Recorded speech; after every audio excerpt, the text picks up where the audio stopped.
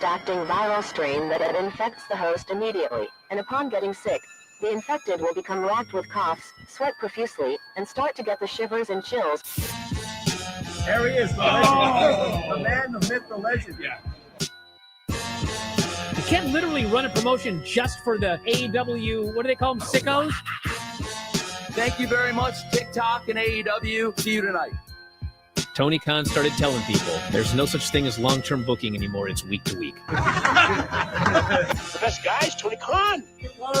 We have just secured the bag. It's not like I tried to be a character. It was just sort of happened naturally. But it was never something I intended. It was just something that happened because the wrestlers asked me to do things in matches, and I do them.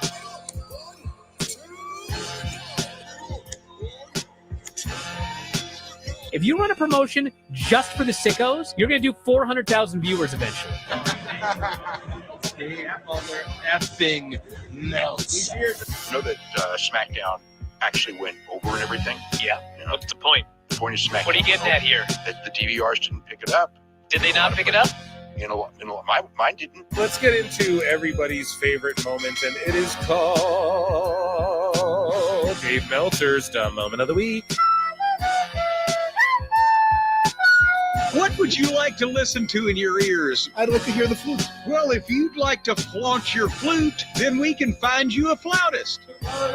We have just secured the bag. It doesn't help me. Okay, so complain, but I will complain.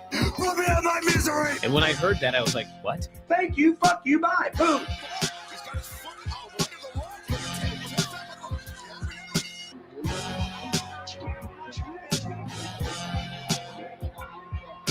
You got to run a promotion for everybody. The sickos can be the ones that buy tickets first and spend the most money on the merchandise. Because we have just secured the bag. But, like, you got to promote for everybody. Then you'll have a lot of viewers. I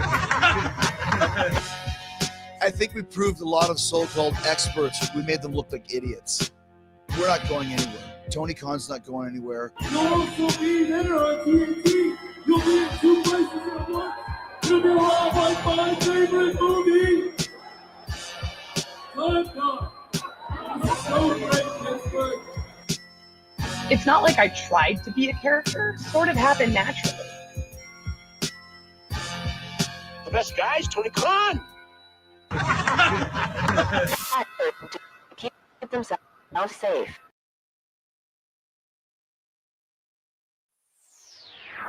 I look and see it's not just me. Jack, why do you insist on doing this dumb internet shit on TV?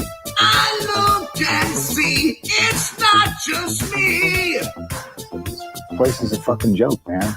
You're a clown. I quit. So many of us have stood where I stand. We are the young, so raise your hand. So many of us have stood where I stand. We are the young, so raise your hand. They call us problem child. We spend our lives on trial. We walk an endless mile. We are the youth gone wild. We stand and we won't fall. We're one and one for all. The writing's on the wall. We are the youth gone wild. No. It doesn't make logical sense, but it makes. Well, yes, of course. But it makes wrestling booking sense. Of course, this makes no sense. Of course, okay, it makes no sense. However, in pro wrestling booking, which often makes no sense, you would do that. It's about making money. It's not about anything else. Wrestling's always been about making money first and foremost. That's it. Yes, I look and see it's not just me. Last weekend was the greatest weekend in AEW history. This is the greatest week. I look and see it's not just me. Security, my safety, my life was in danger at a wrestling show. So many of us have stood where I stand. We are the young, so raise your hand. So many of us have stood where I stand. We are the young, so raise your hand. They call us problem child. We spend our lives on trial. We walk and we smile. We are the youth of smile. We stand, we won't fall. We're one and one for all. Nobody's on the wall. We are the youth of wild. We call us problem child. We spend our nights on trial. We walk and we smile. We are the youth of wild. We stand, we won't fall. We're one and one for all. Nobody's on the wall. We are the youth of wild. Wow! Yay! If you're familiar with how we do things often here on these Wednesdays, it's a lot like one of my favorite movies, Time Cop. What? Fuck you. Fuck you. Yeah! Damn it, God damn it! Yay!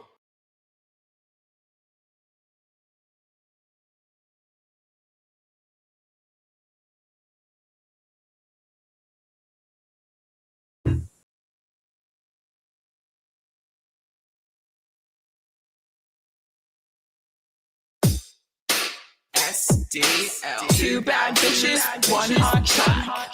B3 CCA, bitch. Two bad bitches, one hot track. Hello, hello. It's that B3 flow. You said you know me? I think you don't. My friends are rich and you're looking hella broke. With Matt, I'm the real rough rider. Can't keep up, my arms must be tired. Slow-mo, super villain, Zack Snyder. You talk shit, but I know you're a subscriber. DSL on our lips cause we're naughty. Hannah Montana acting like Miley. We can't stop cause we're the life of the party. Got your man squirming, Scotty too hottie. SDL with a $sign ho. B3CCA with the 3 cause I'm cool. Face hat, ass fat, say hi. Two bad bitches, one hot track. Haters on the grip, that's priceless. Haters on their dishes, that's wifeless. Diamonds in my mouth, I'm priceless. Always ready for a fight, come try us. You thought I'm a thotty, you thought wrong.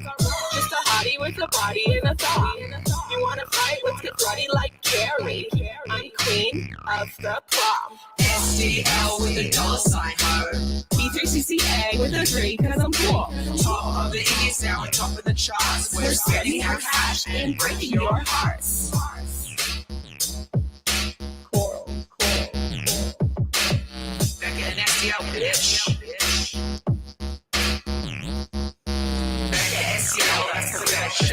Me and Steph are the dream that's inception. Face high, fast, ass, big money, say hi. Two bad bitches, one hot track.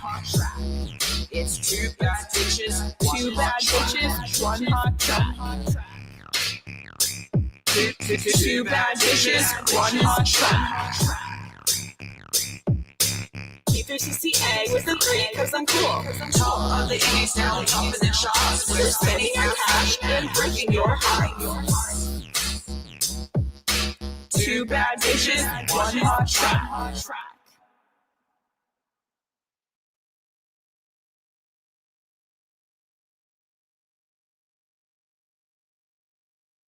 So, hairline. I have Paul London imitating Aubrey Edwards. You want to watch that video? You want to watch? What do we got? Super Day, Pro Wrestle Clips. Tony Khan has Camille and Megan Baines sitting at home being paid since 2023 for nothing. Come on now. It's not going to be the pod calling some kettle black on that one. Truth is the truth. Vacker was more over than Monet. Yes. I'm sorry. I'm reading slow. Vacker was more over than Monet and is going to the big times. Absolutely. And I said that. I think I.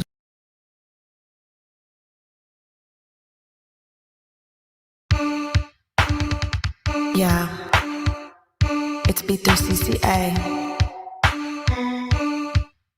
It's Becca, bitch.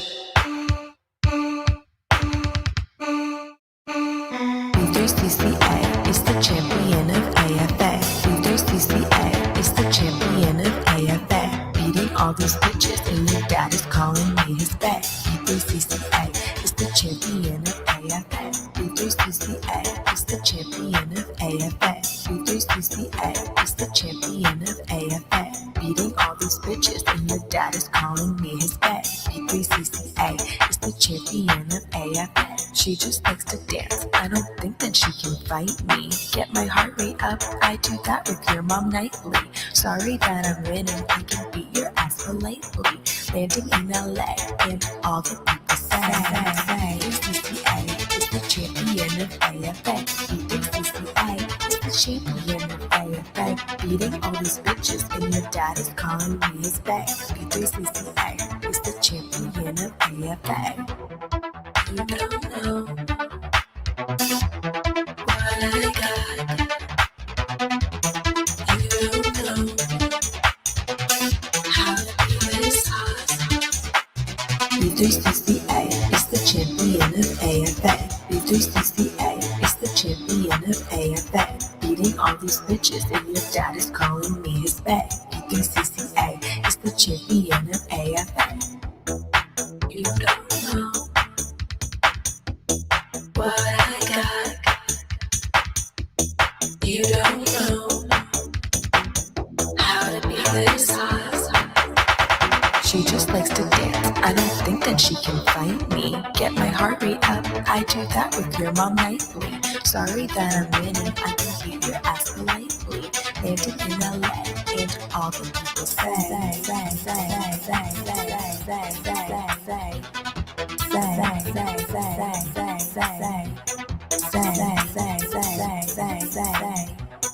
B3CCA is the champion of AFA. Hey, got that. You got it. You got it.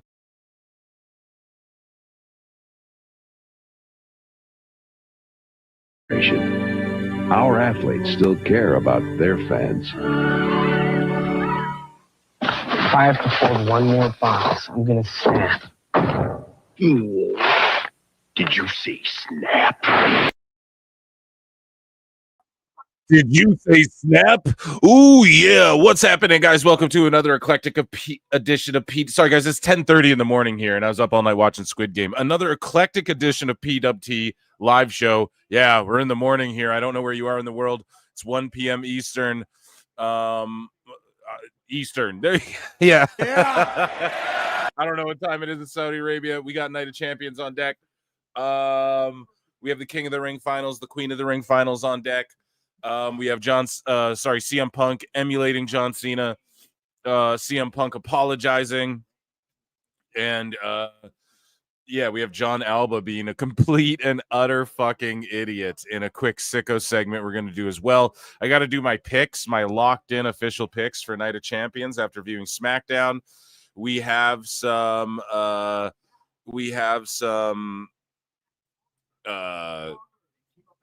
what's the word I'm looking for? Some hot news. I guess that's what I'm looking for. Although we don't break the news here, we just talk shit. But yeah, we have some news, and we have the King of the Ring kickoff show on. I was out of town the last couple days, came home, drank a myriad of beers, and watched Squid Games, and watched Final Destination Bloodlines as well, which is pretty bad. I'm not gonna lie. I watched the Squid Game season 3, which is like one of the greatest shows of all time, front to back. So far, I'm not done it yet. I got to watch more tonight. But so let me see with the name change. Yeah, so YouTube they're trying different shit, and they want everyone to be a handle, you know. And people are going to complain, and they'll end up switching it back, if I had to guess, because no one likes this. You know, everyone just wants to be their own name. And it's stupid for me. Like, let's say you super chat in, it's stupid. And then also some people, I don't know you by your @ I know you by your name, you know, so it is what it is, man. Speaking of super chat, you guys can super chat in. You can become a member for only 99 cents. You get access to the Member Monday shows. You can also sign up to my Patreon, patreon.com/prowrestletimes. And then you get access to like over 100 videos. And that's all I really got to show. If you guys are buying WWE merch, use my affiliate link. It's in the description below. You click that, and then it just takes you to the site. And then if you buy some shit, it's no extra cost or anything like that. You get all the same deals that are on WWE and all that, and then you directly support PWT. But Also, tell Tony Khan to get on making one of these things for AEW. I mean, why would you want the fans to get involved in anything, right? Am I right? It's safer, though. We won't know when Pete and Boris come in now. YouTube gives 0 fucks about its creators. I mean, hey, you said it, not me. Proof is what they're letting UMG do to reaction channels because Canadian Drake is a bitch. Okay. Due to reaction, what are they doing to reaction channels? I know that they're going after AI like hard. Becca for PWT. Yeah, shut up, Becca, man. Yeah, you guys just let it be known you want to see her come on the show, and I don't know if her DMs are open or anything. But like I could send her one, I guess. I'm just not big on doing that, really. But like I'll do it, How do we get her on? You got to just tweet her and like, hey, go on PWT Universe. We love Becca. Comment on everything. PWT sent me here on all of her music videos. She'll be like, what the fuck? Or like, say Pro Wrestle Times. PWT could mean like Pro Wrestle Torch. We don't need her thinking we're Wade Kellers over here, okay, chat? So we're just gonna say like Phil Mark sent me or something like that. Pop in to give a like. Seems you're talking about my ownerships. Okay. I totally understand why YouTube did it with all the doxing going on. Is that a thing? Is that a thing? As long as she doesn't sing. Okay. All right, guys. There's over a need like so I get 17. I have no idea what you're saying, brother. Anyway, so let's get into the show here. We have some news to get into, some hot news, okay? And okay, so we should I should do my Night of Champions picks and lock them in so you guys can pick against Phil. You know what I'm saying? That should probably be the way we do this. So if you guys didn't hear the preview show I did with Alt Jake, George Capture, and Chris Connors, then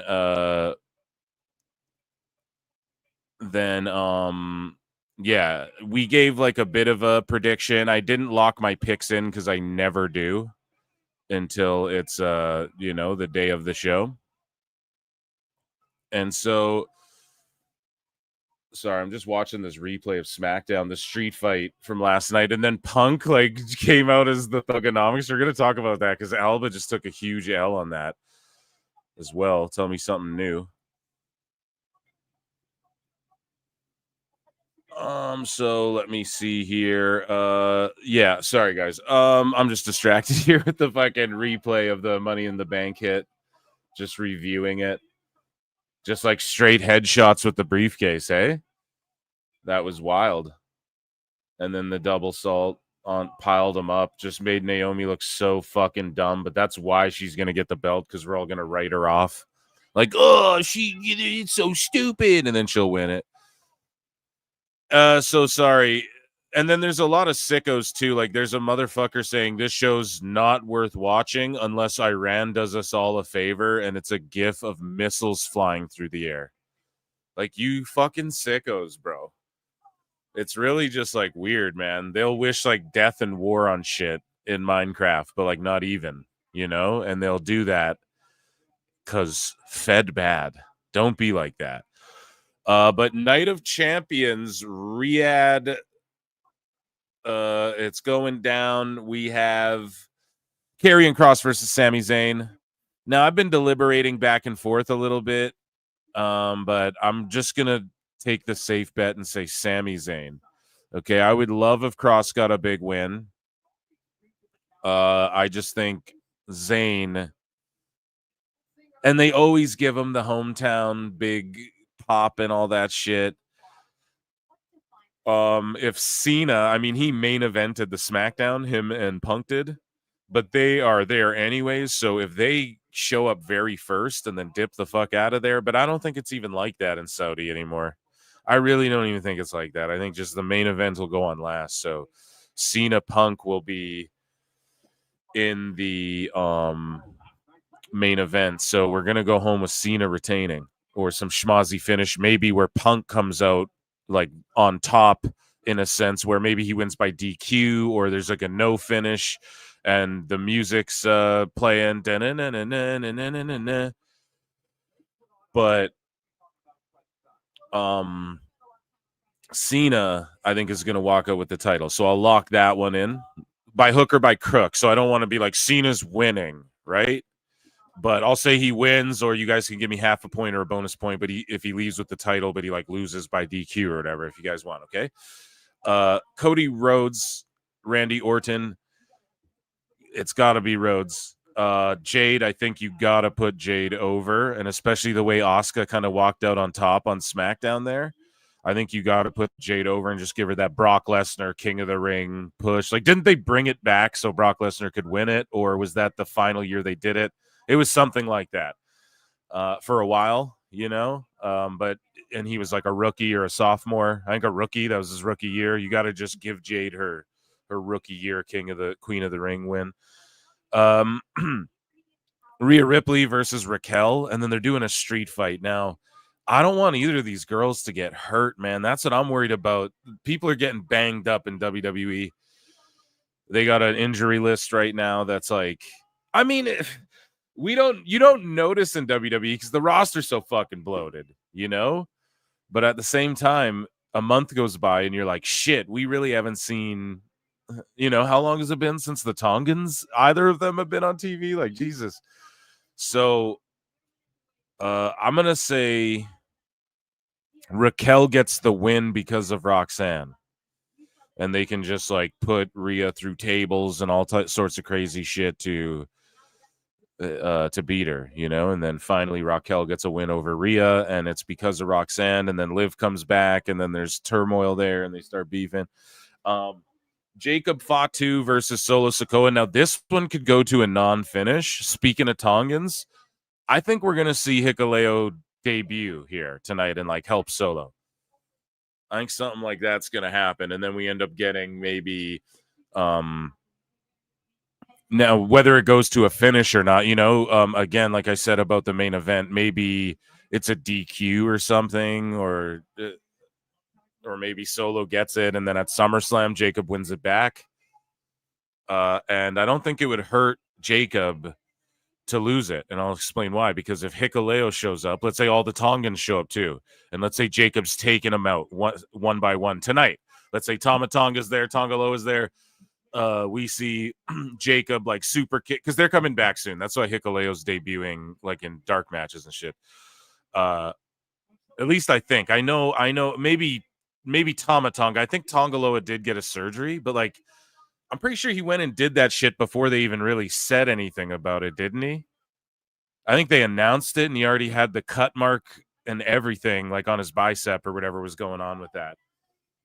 And they were like, they told us like he went and got surgery for it or whatever. If I'm not mistaken, maybe that was his injury before that I'm like conflating. But either way, listen. Let's say Jacob loses the belt here because of a bunch of shenanigans, and then he has to grind his way through a whole faction. Not even a grind, though. He destroys this whole faction, and then Jimmy Uso's like helping him out along the way to get the belt back on this big stage of SummerSlam, like night one. You know, Jacob gets this. I could really see that. I don't think it hurts him any, especially if it's like 7-on-1. And then Jimmy comes out and it's like 7-on-2. Because if the Tongans come back, Hikuleo, JC, and Solo, okay, 5-on-2, you know, but still. And then what match? Zayn and Cross. Yeah, I got to go with my gut and say Zayn. So those are my picks. Lock them in. Zayn, I didn't even pick for this one. I'm just going to go bold and say, because we saw the fucking women's U.S. title change hands as well. Julia won the title from Zelina, which, man, the crowd does not react for Zelina, man. I know why they gave her accolade. She was a transitional champ. I love Julia. I'm super glad that she is the United States champion. I told you guys they're going to fast track her big time, man. They're going to like speed run her to Asuka match and then an Io match, and like, you know, we're gonna see all that shit, you know, because they're all friends from back in the day. And again, man, a lot of people might not be around for a lot of years left, so it is what it is. And yeah, I might just review SmackDown. I don't think there's time for that. Not today. Okay, I will check in with chat. Those are my picks, though. Lock them in. You guys can pick against Phil. Sicko saying at Maddie. So this is so dumb. Hey, YouTube, this is dumb, man. What the fuck is going on? Like, why are you breaking my balls here, dude? And do you know what they tested out when I did that chat? Or no, that had to be StreamYard, maybe. I don't know. See, I don't know anymore. Where's my Lex Luger? I don't know who's fucking with me anymore. I don't know. Okay, so Maddie. Okay. Sicko saying CM Punk rapping was let's see how many of your guys' names I can like remember based off like picture and semblance of what your @ handle details or whatever. Anyway, Sicko saying CM Punk rapping was some form of humiliation ritual. The Illuminati. He was at the Met Gala wearing one of those outfits. And the new Doctor Who is a girl. And they're turning frogs gay. And we're all... No, listen. It's not a humiliation ritual. Again, Alba was talking shit. He's like, it's the antithesis of what, but we'll get into that. And it's like, bro, it's what Punk's done numerous times in his career, which we're going to fucking break down. Thank you for that. George Capture. Hey, vintage George Capture. Easy enough. YT did it last night. Yeah, brother. Yes, they did. And that sucks, you know? And I was doing my thing. And ladies and gentlemen, joining me on the show right now, the number one, Joe Numbers. What's up, buddy? I have to unmute myself. Wait, guys, are you excited? Are you ready for Night of Champions at noon? It's 10:45 right now where I'm at. It's the Night of Champions at brunch. Oh, man. The brunch of champions. You guys find brunch of champions? Oh. Does that come with a mimosa? Yeah, right. Everybody get yourself a muffin. It's time for the nighttime championship battle. Are you up yet? Are you up? Okay. Dude, right I'm up. so excited for an afternoon of matches that I already know the outcome of. Yeah, so who are your picks? Zane Cross. Let's just speed round him. Who do you think's going to win Zane Cross? Who's going to win Zane Cross? Yeah. I would assume it would have to be fucking Zane, just because they're not going to do. I thought before, I was like, well, they got to give Cross something. And then I was like, what am I, a fucking idiot? Of course they're not going to give Cross anything. Why would they give Cross anything? Yeah. What about Fatu Solo? Do you think like Hikuleo shows up like more Tongans? Fatu Solo sounds like the beginning of a fucking curse put on you by an ancient witch. But Fatu Solo. Fatu Solo Madolo. Who's winning that? I mean, geez, is there a human being in this planet that gives a shit about Solo Sikoa anymore? It's really. And I know people that this is not self-sucking here, but I know people that, you know, something through NXT and all that shit. And, you know, they love the kid. He's a nice guy. He's a good person. I'm like, man, they already ran through him. Yeah. Like they already fucking, and Jacob showing up sort of like stole his thunder, you know? And it just, it's been fucked since then. So. Well, Jacob, by the way, this is like one of those, you know, people like, oh, the predictions that people make in wrestling that are so obvious. And then they're, you know, trying to like pat themselves on the back. Everybody knew that Jacob was going to overshadow Solo. Everybody knew that. Yeah. Nobody saw Solo Sikoa and was like, yeah, this guy's going to outwork Jacob. Everybody knew that he was going to come in and make him look fucking pedestrian. But yeah, come on, dude. Obviously, Jacob's winning this. Yeah. What and about? and if go he ahead. does, and if he doesn't, I have no idea why. You know what I mean? Like if they were, Yeah. we're What gonna if they have go an- to like a non-finish where Hikuleo's been doing dark matches before SmackDown, and he's the big brother of the other two Tongans, or the little brother, but he's like bigger than them. He's like a big 6'7" guy or whatever. So Oh, I'm the little big brother. yeah, that's what it is. That's what I keep calling him. That's hilarious. And so, what do you think? He shows up, super kick, like a no finish, even. I'm predicting something like that, something weird, because they debut all the Tongans and the new Bloodline people at like all these big shows. You know, it's Yeah, always they like have- a bigger event. So, Yeah, I they could see want it the being this- Samoans to show up for all that stuff. Yeah. What about Rhea Raquel, the street fight? I think Raquel could get the win with the help of Roxanne because it's a street fight. You know, they can like bury Rhea in tables and shit or whatever. More than likely, they'll do something like that. It just feels like, once again, if they're in Saudi Arabia, they go with the most obvious outcome. Very rarely, like, you want to get yourself into the mind of saying, like, oh no, dude, they're gonna throw a real monkey wrench in there. You're like, no, they're not. Not for this show. What about Asuka and Jade? Is it the Brock Lesnar King of the Ring Jade run, like I've been saying, or do you think Asuka wins? Because she, by the way, is super popular and over in Saudi. Like, people have written about this for years now. She's really popular over there. So do they give her the big win because everyone loves her? And on SmackDown, they were booing the shit out of Jade and Naomi and cheering the shit.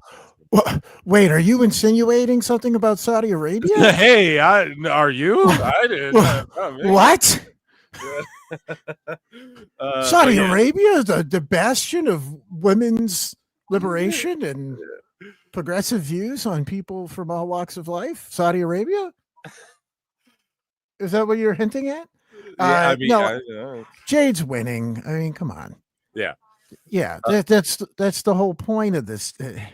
They already fucking screwed the pooch on the men's portion of it, where they're like, who's going to be the next young up and coming star, Randy Orton or Cody Rhodes? So they're going to pretend with the women's one and go, look, we've done a King of the Ring, Queen of the Ring. Look, she's the next big thing. And we're like, well, she can barely, walk in the ring without falling over, but sure, we'll buy into that. Yeah, Jade's going to win, and this crowd is not going to react to it because clearly they're just quiet. They're quiet because that's them showing reverence to her, right? Isn't that what they're doing? Yeah. They're like, Jade's working. We need to be quiet and respectful. Can't What give me a break. about so Rhodes and Orton, though? Like, Rhodes obviously wins, right? Yes. Yes. And then Cena, Punk, like, okay, whether it's a DQ, Cena leaves with the belt. It could be some bullshit. He'll probably win. He'll probably pin him, but or it could just be like a DQ, and then we get the CM Punk music playing and the crowd singing to end the show, and like Punk technically gets the win, but either way, like, Cena's leaving with the title. You agree with that? Yeah, I think that's it. They're not. Yeah, they're not going for anything here other than the most obvious shit. I think that they'll throw in one monkey wrench, like all the aforementioned scenarios you just ran through. There's a possibility they might throw in one of those. We're going to push Roxanne forward and try to make that relationship go. So we'll randomly have Raquel win in a street fight, and technically Rhea loses nothing. Or maybe they'll throw a monkey wrench in there and Killer Cross will somehow find a way to. But I feel like, if more than anything, it's just going to be exactly what you think it's going to be. Whoever you're looking at and going, who's the bigger star in this situation, with the exception of Cody and Randy, because I still think Randy's a bigger star than Cody for most. It's going to be pretty obvious, Yeah. So LC Killer for 2 says the sicko has CM Punk arrangement syndrome. CM Punk arrangement syndrome. I love you, dude. That's fucking hilarious, bro. Yeah, CM Punk derangement syndrome. We're gonna talk about that in a second. Solo Maddie for 2 says Solo Fatu Amarato Talima. I just unleashed demons in my fucking house. Solo Fatu. Yeah. Jesus, man. Malongo Tala. And then Thomas Moore says, I hate you, Solo. I hate you, Solo. Fatu Dembala. Give me the power. I beg of you. Well, the funny thing is you mentioned Chucky there. Have you heard anything about that new Megan movie? I didn't. I heard all about it, but like I heard it's shitty, but I want to watch it. I like the first one actually. I mean, it wasn't the best, it wasn't a masterpiece, but it was like, okay, this is just one of those like fun kind of horror movies you Well, throw apparently on, they're speed running. I'm saying that because they're speed running it into making it like Chucky, like a fucking goofy thing where it's instead of being like, we're going to pretend that it's kind of a scary robot demon AI thing. Yeah. They're going right into like, isn't she a silly bitch? Like, I guess they're doing that. Yeah, okay. Well, that's unfortunate. I did really want to see it, but yeah, I've heard nothing but bad things. So Maddie for 2 says, I'm not your Saudi guy. I'm not your Riyadh friend. Oh my god. Oh boy. Oh wait. So were you talking before I got on here about the whole thing with CM Punk viciously attacking that child? Well, that's what we're about to get into here. I'm about to fucking pop that on the screen. I couldn't believe the way that he beat that child mercilessly. Cashman A for 2 says Joey's constant whining is making this unlistenable. Well, yeah, thanks. Yeah, thanks, dude. Listen, Cashman A, I love you. Hey, if you hate it, keep giving us money. Keep throwing money at it. Yeah, please. But listen, that's how guys. Cash handles things, is with cash. So here we go. Let's play. Although it's not breaking, but CM Punk may have broke this kid's wrist. No, I'm just joking. That's totally silly. This is South Park, guys. I'm just joking. This is all jokes. So CM Punk shoved a kid allegedly, and people are like, no, it's the security guard, and whatever. Let's take a look at this and see. That's considered a shove nowadays. Yeah, let's look in his eyes, and what do we see? Punk pushing a KID here. So he pushes him to the side. Orton's like didn't even look at him. So I don't know what's worse. Orton didn't even acknowledge the kid, and Punk's like, "Get out of here, you little shit." But I don't even know like what happened here. Was he trying to say what's up to the kid, but then the security guard pushed him back, and then it looks like Punk pushed him because of our perception on the camera? No, he pushed him, and it's because most people on the internet are as big as soppy pussies as that Cash guy. So they think that's considered a mean abuse now. You know? Yeah, I don't know if. Do you think that kid's gonna ever recover? I think he'll be fine, man. And I don't know, to be honest, like. I don't know, dude. I've interacted with a lot of wrestlers in my day, like as a kid too. You know, I went to a lot of matches and stuff, and it's like I don't know. I've had them crash into barricades right in front of me and shit. That to me is like nothing. He ran up on the guy. It seems like the security guard's there. I wish the camera was wider. Like, who caught this clip and then just clipped this 4-second clip? You know, unless there's a video of him like. Anakin Skywalker slaughtering a room of fucking children before this happened, or this is him on his way to, you know, punch a bunch of kids in the face or something. I don't know why people were melting down so hard about this. He also got attacked for what he did on SmackDown. But yeah, what do you make of all this? Like, this is ridiculous. I think that this is the goofiest shit in the world. And once again, it shows you how absolutely soppy so many wrestling fans are, that they're pretending like this is a fucking problem. Yeah, like this is the Jack Perry tape. Yeah, I face this kid. You're a clown. I quit. I understand, because everything now via the internet is just, well, what's my perspective on this preemptively? So I need to formulate an opinion based on that.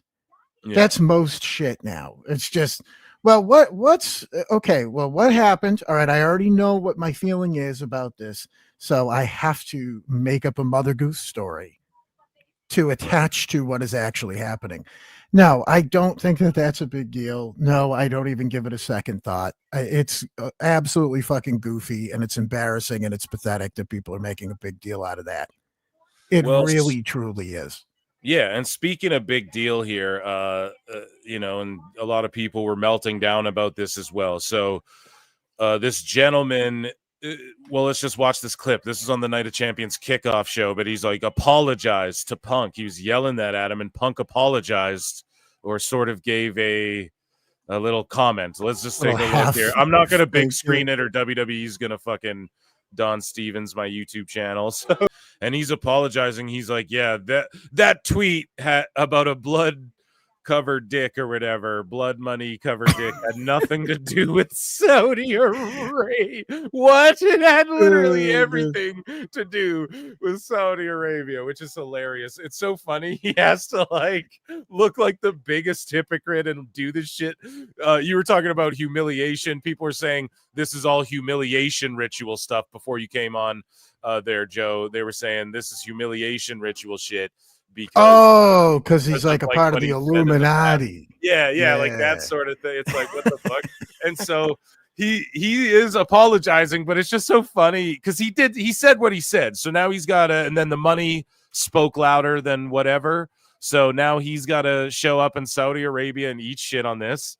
And it's funny he's got to do this, but yeah, he apologizes to them and tries to say it has nothing to do with Saudi when it clearly had everything. It clearly has everything to do with Saudi Arabia. Well, listen, man, I said this on the show the other day to Mish, and it was funny because I don't think that this had resonated with him either. And he's a lot more of like a America guy than I am, but he's like, well, I don't understand, with Punk, how this is all going. I'm like, do you think that Punk at some point was like, hey man, I can't go to Saudi Arabia because they do bad things in that country? And now he's looking around and he's just like, yeah, we're not so great either. I should probably take it down a notch. You know what I mean? Like, man, if only Saudi Arabia was perfect, like us here in the United States. Yeah, or like anywhere. It's so crazy. Right. Well, I mean that too, and nowhere's fucking perfect, but I do think that is really amusing where you put it into that perspective of Punk being like, wait a second, what type of things do you guys do over there? Like randomly, by the way, I can already hear people pissing him out and like, oh, you lib pussy. Yeah. It's like, oh, we're going to randomly pick people up in vans and send them to fucking Guantanamo Bay. And they're like, yeah, I guess we're better than Saudi Arabia. It's like, nah. Close enough. I don't know, man. And close enough, I guess. And if they'll welcome Punk, like let's say he has said the shit that he said in the past or whatever, and they're still willing to welcome him, and then they're allowing ladies to wrestle and shit. I mean, that is a bonus, I guess. I mean, yeah, they're allowing them. That's really nice. Yeah, well, that's what I mean, right? But they didn't before, though, dude. They weren't doing that before. I know. Pro wrestling, that's.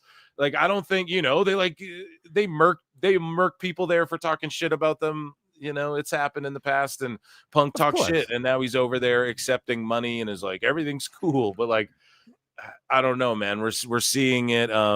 There's like influencers who take boxing fights down there, and it's starting to.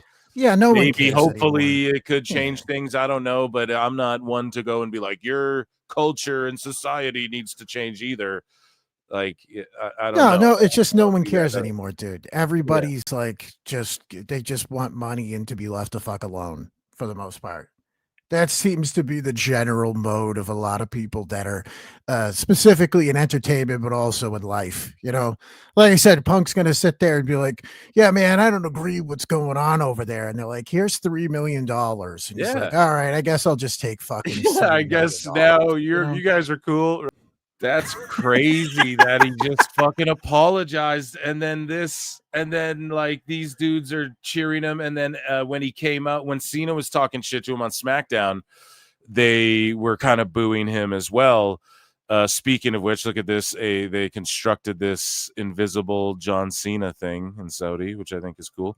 But yeah, they like kind of booed him, and then he like turned it around because he came out as the doctor of thugonomics. Like when Cena was talking about Punk, they were booing, and then he fucking came out, and then they cheered him, and he like did a rap battle on Punk, or on rather Cena, and people thought that was a humiliation ritual for Punk.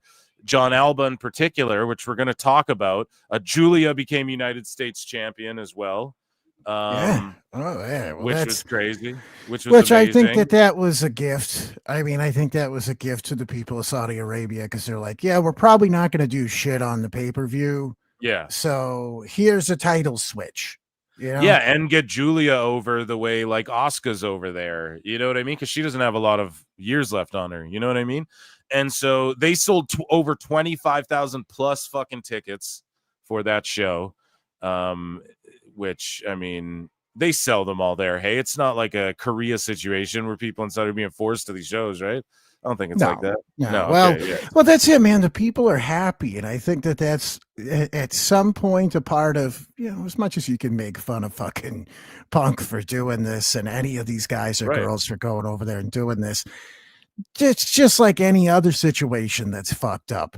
The people that are some 25-year-old guy that's just living there, it's like he's not involved in any of this. He just wants to see a show. Or like the little kids, like the one that Punk viciously beat with his fist.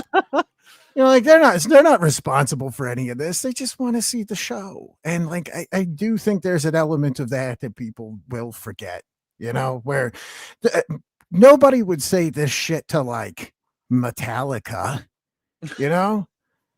no one would say this shit to like Beyonce or like Kiss Bruno or Mars. Big. Yeah, Bruno Mars. Yeah, whoever. You're right. You're absolutely right, man. Like if like Bruno Mars was like, I'm gonna go over there and play fucking 10 shows, nobody'd be like, Bruno Mars, I can't believe he has besmirched the American. It's like no one gives a fuck. It's wrestling. Yeah. It's wrestling based bullshit. It's wrestling fan bullshit where they have to pretend that everything is this big problem. Now, like I said, I mean, it's not fucking perfect, but it's not like we are either, Well, speaking of imperfect or, pretending you're fucking perfect, Jon Alba out of nowhere in our single segment as Night of Champions begins, right? It really, that sound clip, that isolated clip of it too is so good. Yes, it is, man. So, Jon Alba had this to say, and he's just such a schmarmy prick. I can't help but say it enough. And he's like, that Punk Cena segment is the antithesis of everything CM Punk has been his whole career. Oh, Punk's one of the best ever at talking people into buying a match, especially if things are personal. Yeah, he already did that. Did you see the sellout for SmackDown and the fucking Crown Jewel or whatever this is called? Didn't feel like the time to do that kind of segment, and especially on a go home. No, that is the time to do it because you're all melting down about it and everyone's talking about it on the go home right before the rap thing. They're overreacting to the rap thing. Yes, and so we have receipts. Look, so our friend But Why Alyssa says the antithesis. So here's here's Punk dressed as Jeff Hardy during like one of the best. Everyone's like, that was the best Jeff Hardy run ever, or like his best story ever was him and Punk. That's what some people say to this day. Here, what did Punk do? He dressed like Jeff Hardy. He also dressed like Chavo Guerrero during an ECW world title feud. We have that somewhere as well. Right here. He did this dressed like a fucking mariachi, dude. That's some JBL shit in 2025 right there. Holy fuck. I can't even believe Punk did this. Dude, this is borderline a wrestling trope at this point. Yes. This has been going on for a quarter of a century.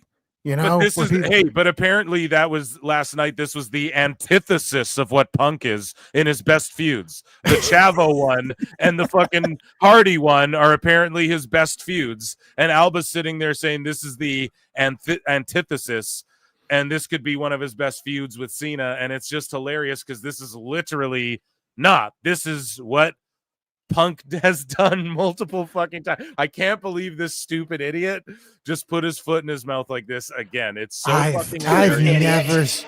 I've never seen this happen in wrestling. The guy comes Right. out and mocks his opponent, dresses Yeah. him. Oh, Shawn Michaels never What? dressed like Hulk Hogan and did Larry King or whatever.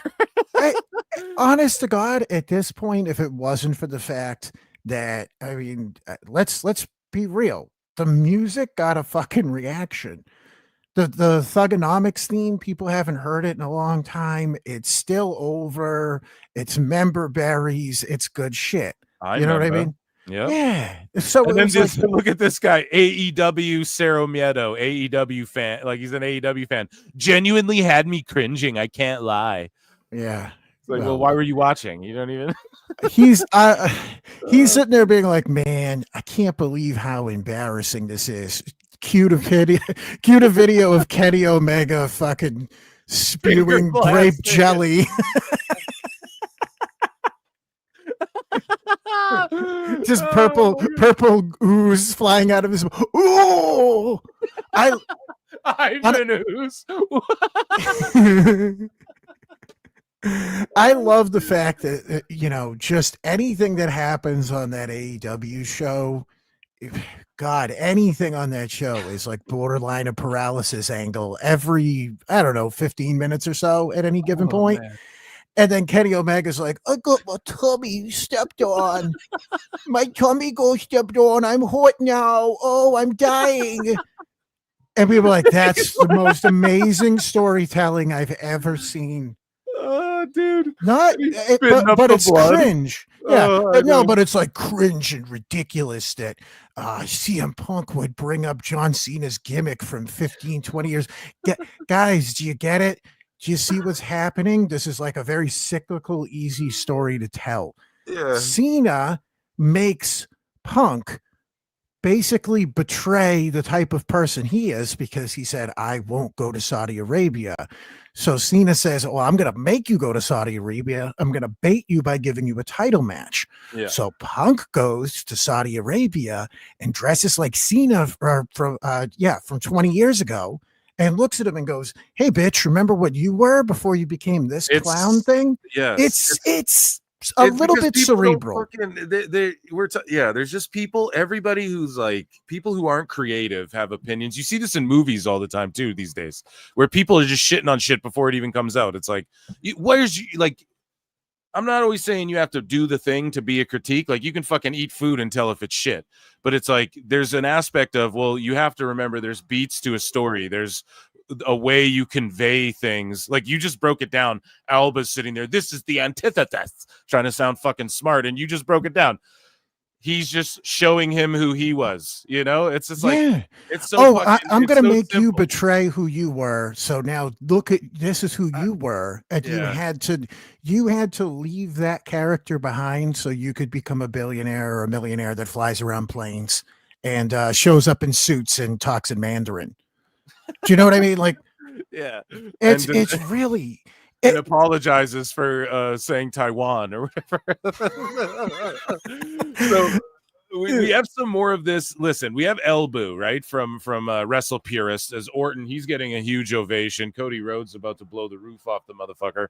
But Elbu says he was right to tell the people of KSA that his post issue was never about them. And I do respect, and this is about Punk, and I do respect that he addressed it head on while getting booed. It's certainly a tightrope to do so while not being able to say I was burying your government while on a platform funded by their government. The heat for tomorrow's match is going to be notable. And then this guy here says, wouldn't it be the sign of a guy with true Punk integrity to directly address the fact the tweet was addressed at the government whilst in that position? Or have we completely given up with the notion that Punk is a guy with any kind of consistent morals? And then Elbu's no. I mean, the most important thing in this situation is for him to leave with his head. Yeah, dude. And like, what are you doing? Like, shut the fuck up. You don't have morals, bro. Like, where's your morals? For real. Like, what do you fuck? Who are you to even fuck Mother Teresa? Shut the fuck up. Yeah. Oh, he should stand in the middle of the Saudi Arabian people and shit on their government. Yeah, that's a great idea. He should hold up. Yeah, like I don't know. This I'm guy not even won't gonna even go go there, to but it's just probably like get his groceries checked out from a human. He's telling CM Punk to stand in front of people and shit on their government, like in a place where that doesn't go too well. no, It's that does not embarrassing. fly. And so Elbu says he'd literally be detained. And then this guy says this is his response. And it's like, okay, we just need to. Oh, no. And Matt Kuhn jumps into, but this guy goes, so what? They wouldn't do shit to him, especially right now. Being detained would actually be a really good way to get global publicity on the my plight God. of the victims of the current regime. Oh, bro, you need to stop. Just stop now. He says both in Saudi and in Yemen. Might lose his paycheck though. At least we know his priorities. I love this because what he's talking about is like, all right, so I'm looking to the right and I'm reading on my right. I have two monitors. I'm that level of a fucking dork.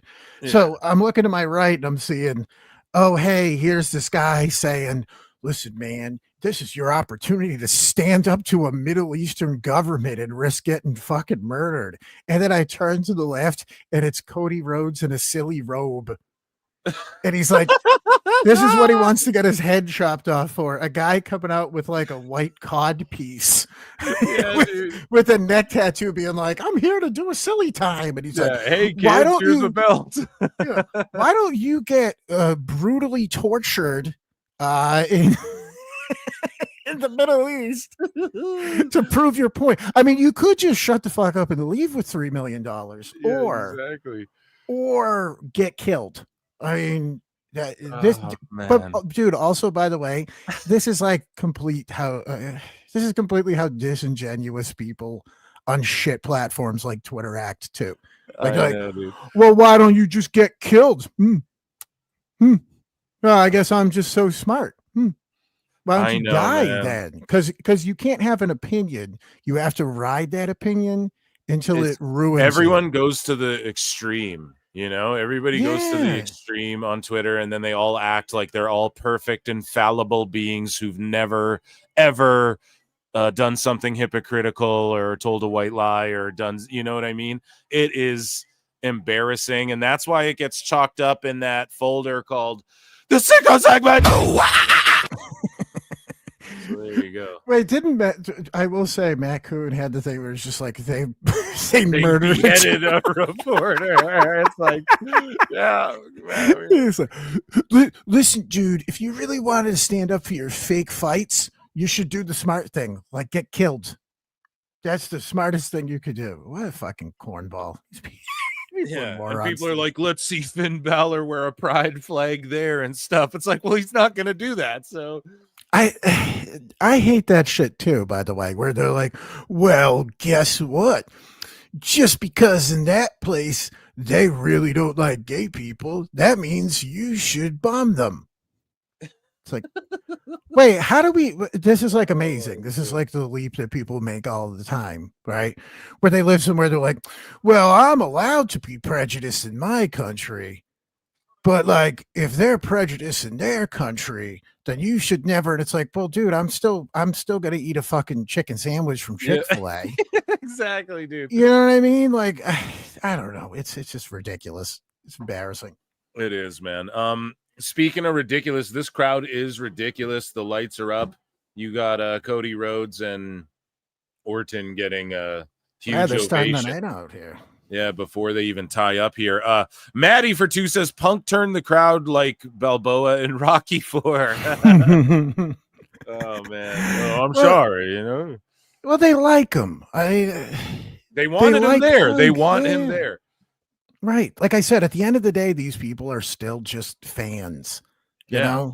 And the Saudi government, man, they get who they want for these boxing matches, these MMA fights, these the American fight night cards in UFC compared to the Saudi and the Middle Eastern ones are fucking not even comparable, dude. The ones out there are way better. They stack them because the Saudis have flat out turned down cards and been like, no, we want better shit. And they get what they want, man. And they want, their people want CM Punk. They get fucking CM Punk, you know? And CM Punk has to realize that there's little kids there who don't, they don't understand. Like, they don't understand. You know what I mean? They're just CM Punk fans and shit. We too, say the little kids don't understand, but then also half of wrestling Twitter that are allegedly grown-ups don't understand basic shit. You know what I mean? Like, this is what you have to remember. It's like there's this assumption at this point by people who are like terminally online and constantly face fucked with information, most of which is misinformation, that everybody out there just cares about the shit that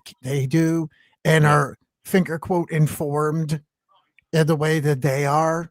It's like, no, dude, they're like, you're a little kid just growing up in a place.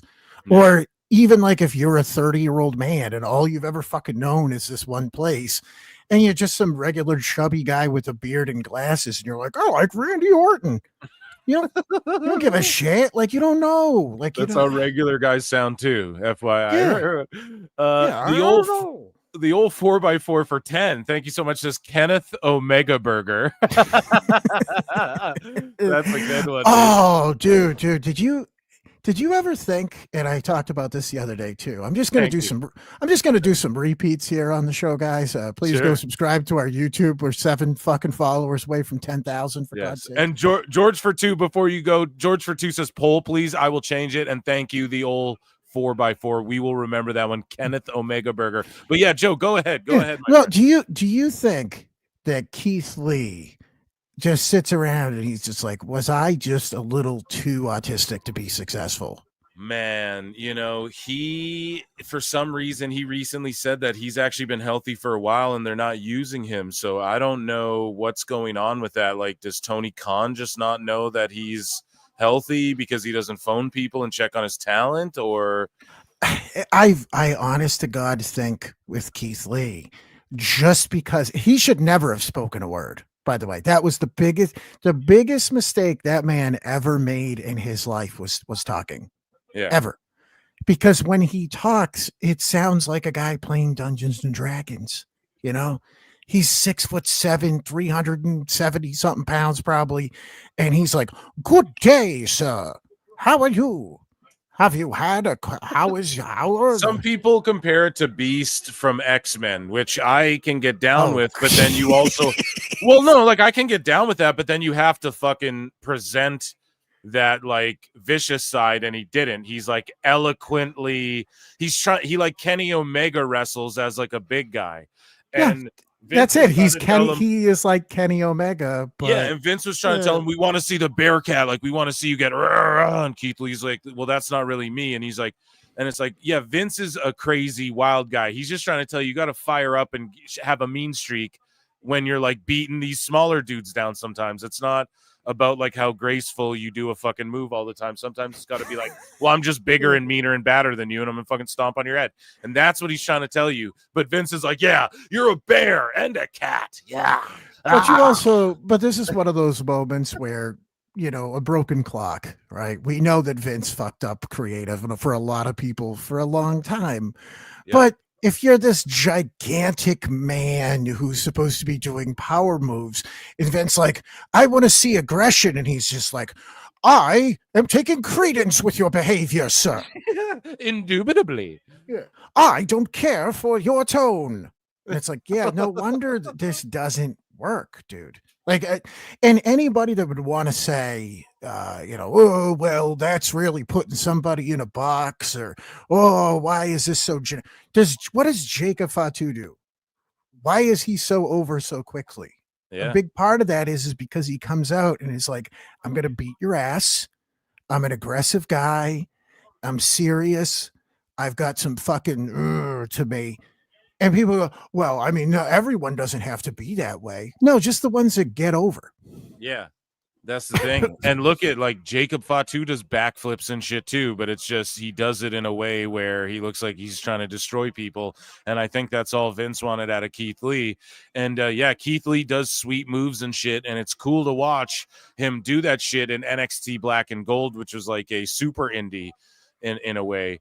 But yeah, once you get to the main roster and it's like, well, you and Brock, you know, like, yes, your flips and shit make you different, but you're going to have to show a bit of a mean streak to take out someone like Brock. Like everyone did it, man. Even Mark Henry, he was like I'm the power lifter guy. Check out my beret, and then they had to give him the Hall of Pain. They had to like reinvent him sort of and give him that mean streak, and then people took him serious. Before that, he was helping Mae Young give birth to fucking prosthetic hands and shit like that, So until they figured that aspect out, he really didn't get really over. Like, was Sexual Chocolate that over? I don't know if it's that over. It was just kind of funny for the time, He didn't. Well, that's it. He didn't really find his groove, if you will, until he was able to channel that part of him where you're like, oh, dude, you could like bench press a car. Why do you feel not intimidating? That's weird.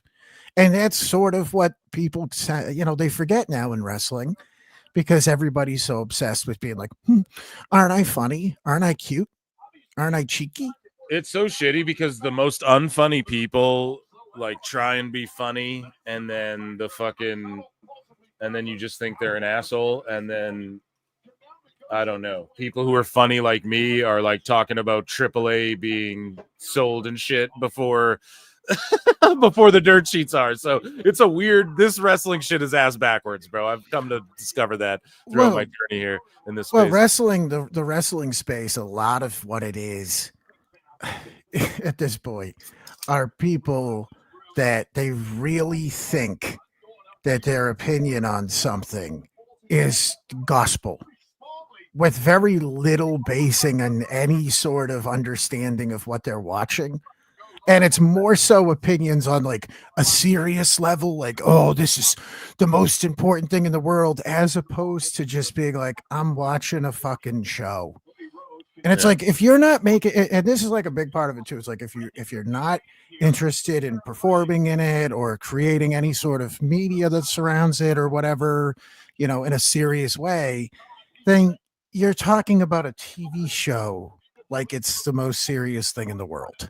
Well, that's what it is. It's a TV show, Yeah. Which when people are, well, I mean, that's very reductive. I'm like, dude, I don't even think Cornette's holding on to this illusion anymore. Of what? Like of that this is some serious fucking, like the way that people 20 years ago, you would listen to Cornette talk about it. This is a goddamn business and it needs to be, even he's at the point where he's like, yeah, it's a fucking TV show. What am I going to do? Give myself an aneurysm for this? It's stupid. It's dumb for me to be that worked up and invested in it. Meanwhile, people who've like been watching for fucking 5 years are having these conversations like it's life or death, Yeah. No, you're right, man. I'm trying to focus on what Cody's doing here. I was going to say, what are you thinking of this match, though, so far? I was just going to ask that. I would not have predicted that Cody would be trying to fucking. Ooh, okay, so what? Oh yeah, because they're hinting at Cody becoming a heel, right? Isn't that the whole deal? Apparently. Well, like he's hinting at it, and he's saying a year to 3 years. So I think it's going to come sooner than that. That makes me think they're going to try and do it sooner. Cody Cutter, where are you watching this as well? Like, it's on Netflix for me in Canada. Oh, I get it through the Peacock. Okay, excellent. Yeah, so I just get everything on Netflix now, or like YouTube and shit. So it's been amazing. That must be nice. It's so nice, man. It's so nice. I was watching Squid Game 3. Joey Numbers is great, Maddie said, for 2, by the way. So thank you very much, dude. Come on now, don't be crazy. I thought you just whined. Yeah, I thought it was just I'm just mean and just whine. No, we love you, Cash Money. I don't. Yeah, I'm not going to be nice to anybody that's shitty to me. That's fair. What is this? Phil, I know you're very Canadian and you're very kind, but there reaches this point with people on the internet where when they're like, I'm going to consistently be a cunt to you. It's like, you don't have to be nice to those people. You're not going to change them. You're going to be like, I'm going to nice them into being decent people. They're not. They don't give a shit. Well, Cash Monet's my guy. He's always in my chat and all my shows. He's a good dude. He's just hating on you for some reason. So. I'm sorry, Cash. You stay in there. No, you don't have to be sorry to him, man. You can call him an asshole, fuck face. It's all good. We're chill here in the PWT universe. You know what I mean? We're cool. We can make gay jokes and shit. People are chill here. We don't. That's what can. Oh, I did. Isn't that illegal in your country? Yeah, no. Hey, I thought people were thrown in jail for that. I'm going to report you to the Canadian gay police. I guess. Blow my whole spot here, bro. This isn't Saudi. What are you talking about? You got to make I got to make a punk style apology now. Hey, this guy. Like, hey, Mohammed, come here. You're gonna get chased after by a guy on fucking roller skates with a whistle. You're in big trouble, mister. Oh, shit. Woo! Why are people ragging? They don't care how cold it is. They're wearing shorts, dude. They're fucking. Yeah, dude. Oh my God. No, we love Cash here, dude. We love him, and we're all good. Cash greater than Joey, Lincoln says. 30%, George Captor says. Free cash. Canada isn't a real country anyways. That's true. See, I get it too here, buddy. Two of the best and old school wrestlers. Great work. Henry was so close to being fired for making too much money. He sucked in his first 10 years when he probably made more money in his last 10 years because of his big contract. The only people who could sell better than Randy and Cody are Bret Hart. I was going to call him Corey. Cody are Bret Hart and Rick Morton. That's a lot of R's there. Yes, dude. Rick Morton. Rick Morton. I love taking the Y off in that moment. You know, like I know who he means. Yeah, of course. But it'd be great if he's Rick like and Morty is. Yeah. You know who was one of my favorite tag team wrestlers? Richard Morton. Dick. Dick. I call him Dick, actually. Slick Dickie Morton. Cash Monet says wrestling soup got me into wrestling. Thank you, Joe. There you go. He knows if he listens, he knows how I speak. He knows what I'm at. Yeah, exactly. No, I think he was just twisting titties, to be honest. We're all just sarcastic assholes in this chat, and it's a good time, man. So yeah, dude, this match is going really good though. I'm enjoying the shit out of it. Two fucking yes, two legends in the game, and Cody Rhodes kicking out of an RKO, which is like a rare thing to ever have happen. So, and the crowd's chanting, "This is awesome." I gotta say, I mean, it does show you just how goddamn huge of a person Randy Orton is, because Cody's not a small guy. Cody's like big. He's like big for a regular sized man. Like he's like 6'1".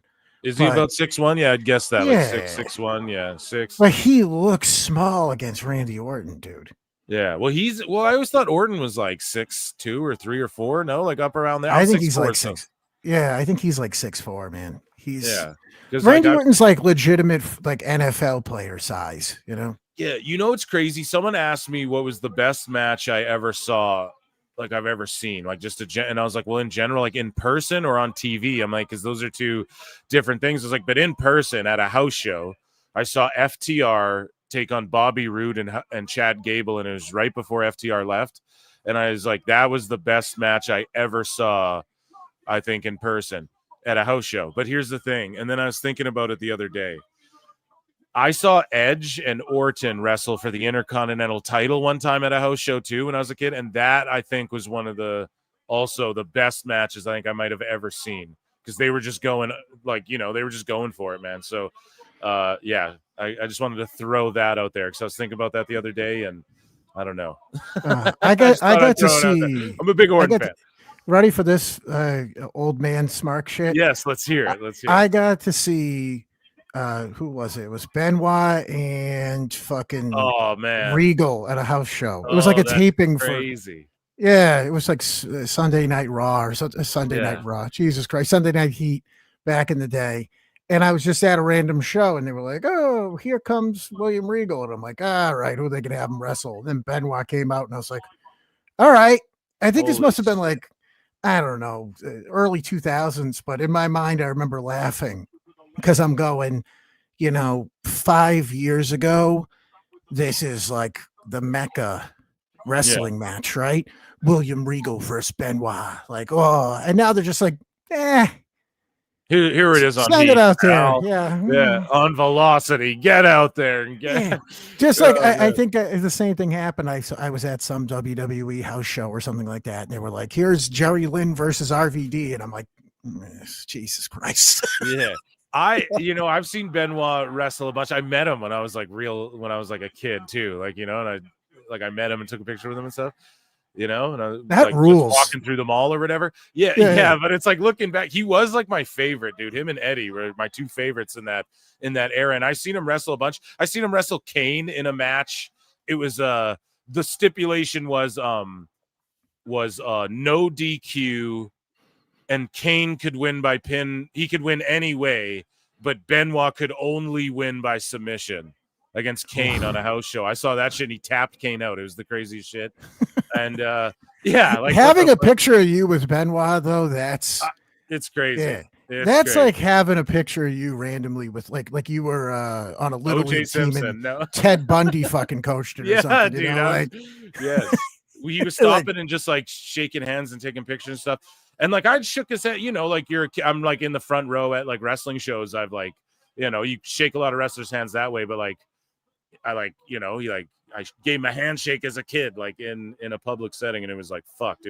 I was like intimidated then because it's like, holy shit, it's Chris Benoit. Let alone like in hindsight, you look back and you're like, holy fuck, that's like so crazy what ended up happening. But yeah. Do you think that Antonio Brown ever has these moments where like he thinks to himself, like he knows he's fucked up, but then he goes, well, at least I'm not like Benoit fucked up. It's he's got that level. What's fucked up is that Cody Rhodes kicked out of another RKO. But sorry, go ahead. No, of course. This is there we go. Yep, this is what this is gonna be, dude. Getting chairs and shit. But no, sorry, as you were saying. No, like you have to think like a CTE really, really bad, like scrambled your brain type shit going on. Benoit just kept on going until he went. I don't know what it necessarily was because I've read too much about the Benoit case, just like any wrestling nerd. It's just like occasionally you get like a sprinkle of something new where you're like, oh, I'd never heard that before. But it's like, okay, well, what was the real breakdown? And then you realize at some point it's because he didn't get kicked out of wrestling and he didn't make millions of dollars. Yeah. Like if he made a shit ton of money, it's like maybe he would have become a guy who was like driving around a Lamborghini and hooking up with Woe Vicky and shit. Instead of just being a dude that's like in his basement in Atlanta, ripping fucking, Bowflex fucking sets and then reading the Bible and getting progressively crazier. Antonio Brown's like, I'm going to the pool.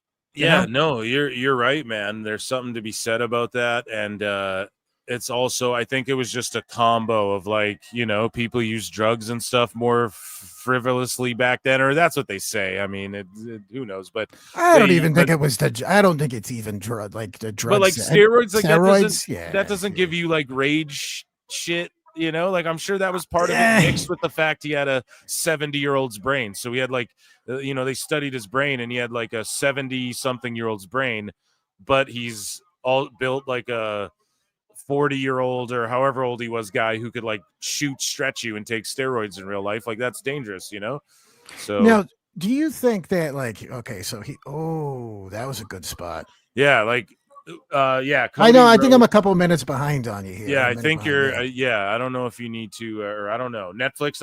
Everyone's like, I'm either ahead of you or behind you, Phil. So I don't know.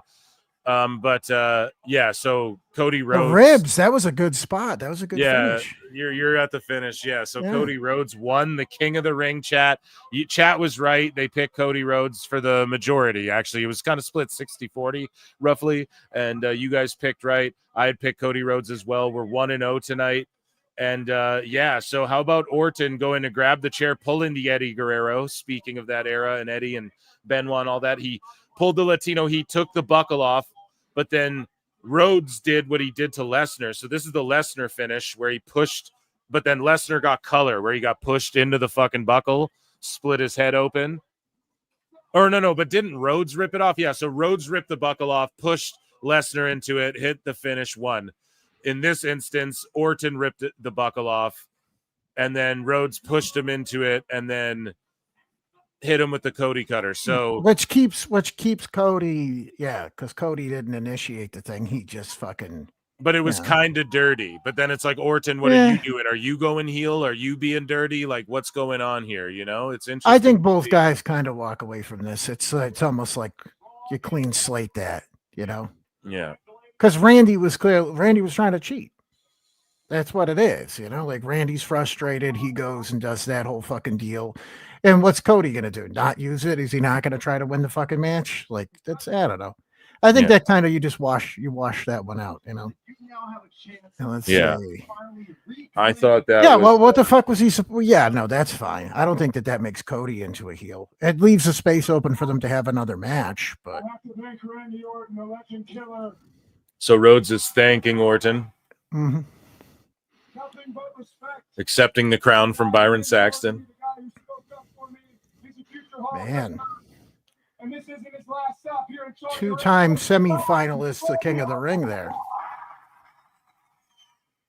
So he's putting him over. And we're getting Rhodes versus Cena at SummerSlam. Yeah, I think that was kind of... Yeah. Once again, that was sort of a predictable thing. I think everybody knew it was heading in that direction. Then, the modern locker room leader, the man, Randy Orton. And at SummerSlam, that means I'm facing either CM Punk or John Cena. Is he going to wear a crown around? I hope to God not. I hope this sort of like, this is your trophy for winning this thing and you get the title shot and you don't have to do the king gimmick. Like, it's just, here's this trophy that isn't plated and is definitely worth millions of dollars in jewels and gold. Oh. Orton's snaking out over there.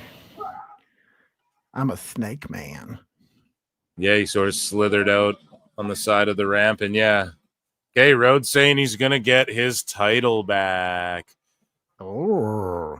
Amazing stuff. Please don't try. You know what? This is the first time probably in 20 years. Like, I don't want Randy Orton as a heel. I like what he's doing now. No, I agree. I haven't enjoyed Randy Orton for the majority of Randy Orton.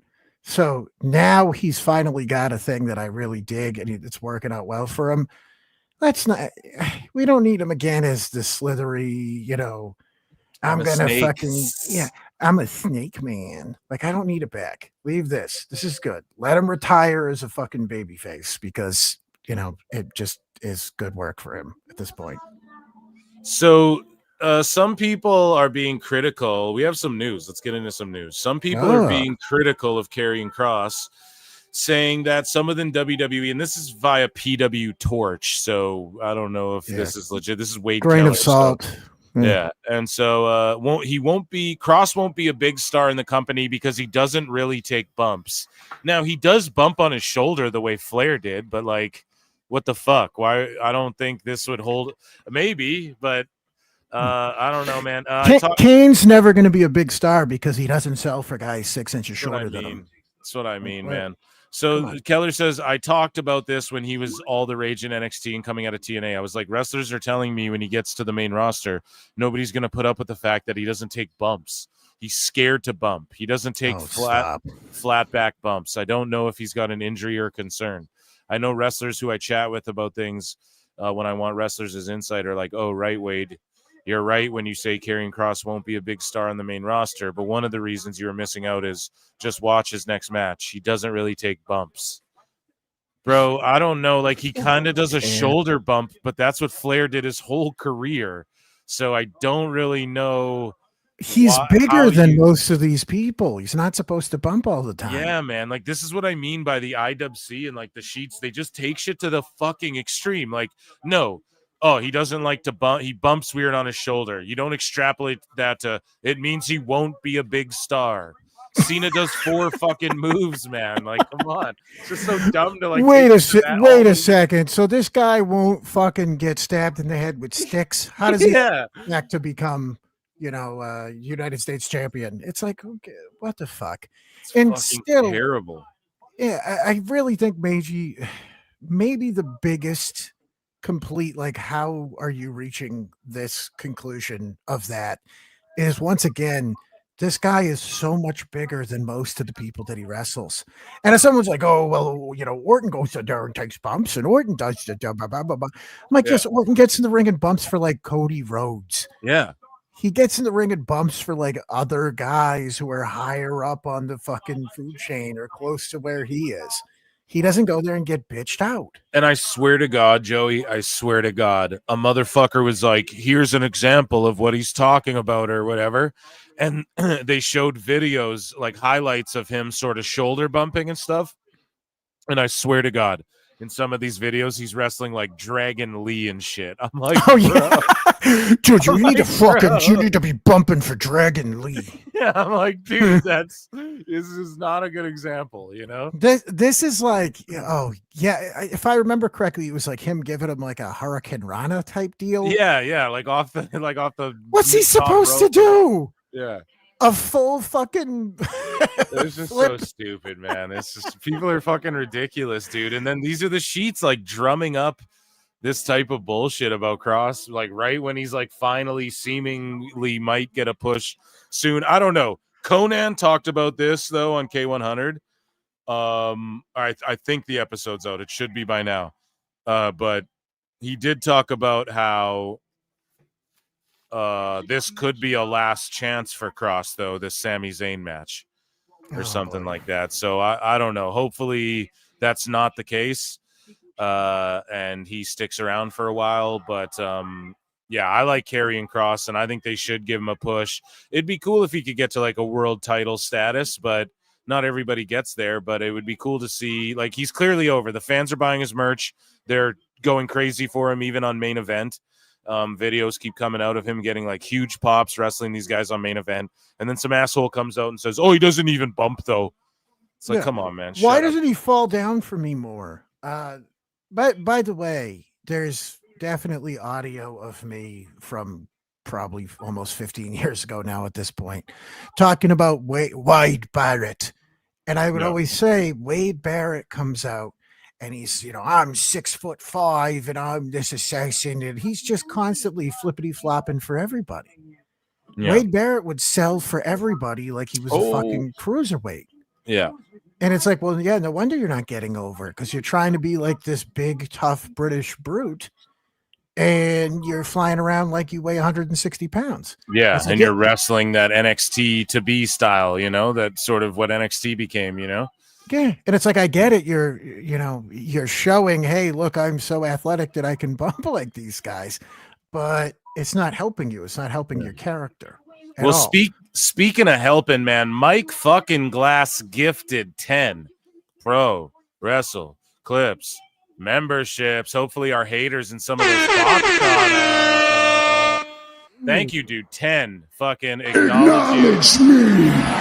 And chat, round of applause for Mike Glass. Can you tell the people how that works? And by the people, I mean me, because I don't even know how that works. What is that? So what he did was he clicked that little button below, guys, where you can send a super chat in if you support what I do and what Joe Numbers does. And you can gift memberships to the channel, So, and then the memberships get access to, I do shows that are Member Mondays. If you're a patron or a member of the YouTube channel, you get access to my member shows and like other exclusive stuff. You know what I mean? So he just bought and gifted 10 random people watching the show memberships, Ooh, that's very kind of him to do such a thing. Yes, very kind. And also JWT6577, YouTube changed it, Joe, where now it's not people's names, it's their @ handles on YouTube. Oh, good. I mean? Yeah, so that makes it real easy to read. Yeah, it's so annoying, man. For 5 says, as a longtime Torch guy, Wade has cried about Cross for years. Yeah, of course. Yeah, that's it. Some of these dudes, like, it's just like, if you do a regular fucking opinion show where you talk shit about wrestlers and goof around and be silly, they don't have the ability to remove themselves to that point and be like, well, this guy's kind of getting over, or like, oh, hey, this guy's big and he looks like a wrestler and we should sort of support him. It's like, no, they dislike people. And that's from the Meltzer playbook, Hey, this guy's emotional damage. Hey, this guy's spurgery and does all the moves I like, so I'm going to tell you that he's better than Ric Flair. Like, that's That's how Yeah. the fuck that goes, you know? No, you're absolutely right. You are absolutely right. And people get in the Discord too. We have Raquel and Mike Glass gifted another 5 Pro Wrestle Clips memberships. Wrestling So for dirtbags and lily pickers. I don't even know what to tell you, dude. I don't know. Thank you so much. Mike came in here and said, I will rule you. I will reign supreme. Oh, man. Thank you, everyone. A round of applause for Mike Glass on this morning. It's not even lunchtime where I'm at today. It's not even lunchtime, dude. He's just giving out cups of coffee. That's Yeah, what he's exactly. doing. Thank you. I got a He Red brought a Bull box here, of Joe. That's what he did, you know? Absolutely amazing. Thank you. Does Tim Hortons do boxes of Joe? Do you know what that is? Yeah, I think they do. You can What do get they call boxes. Yeah, I think. What do they call them there? Do they have a different name? I don't know. Like as far as what, like a box of coffee? Yeah. Because here, that's the big thing. Is Dunkin' Donuts does the box of Joe, and it's like 15 cups of. I mean, coffee. I would just call it a box of Joe, but it's probably a box of like a Timmy's. I don't know what they call it. I've never gotten a box. I just go and get some doubles, buddy. Ooh. Double cream, double sugar, bud. Or It's a bucket of Tim. Yeah, a bucket of Tim's, bud. It's a bin of Tim's, bud. A bin of Tim. Yeah, It's a a bin fucking of carton. It's a carton, buddy. A carton of Tim's. That's only better because in the States, if people say carton, it's always cigarettes. Yeah. It's always cigarettes. No one's ever like, oh, I got a fucking carton of cookies or something. It's like, are you trying to secretly tell me that you're smoking butts? Yeah. Is that what you mean? Like, it's just like you're saying it like in front of a kid, like you don't want them to know. Yeah. Did you go get a bunch of beers? No. We didn't get beers. We got a case of cookies. A 30 rack of cookies. A 30 rack, yeah. Raquel is not. Oh boy. You don't think this is gonna go? Do you think this is gonna go off? Well, it's a street fight scenario. They called it a Riyadh Boulevard street fight, so very AEW of them. I want to know what a Riyadh Boulevard. What, like, is that like a main street for them or something? I don't even know. How the fuck would I know? Yeah, exactly. I've never been over there, dude. Who are you asking? 10 Saudi Arabians in the chat. Somebody fill us in. All right, so Rhea. By the way, I love the fact that wherever Rhea goes in the world, even places like this, where you would think to themselves, they'd be like, we're so angry and hateful at this lady. She's got tattoos or fucking blah, blah, blah. And there's still dudes. Like, at the end of the day, you're just a dude. Yeah. And you're like, just a dude. It's just a dude. And you're just like, I feel like she would beat the shit out of me, but, you know, like... but like in a good way. Which, by the way, these guys that probably do live in places where women are, you know, culturally more subservient. They're probably even more quietly into some chick that would like pick them up and carry them like a baby. Yeah, dude. Don't you think that would be the thing? Yeah, like, absolutely. Because it's like forbidden. It's like a thing that doesn't.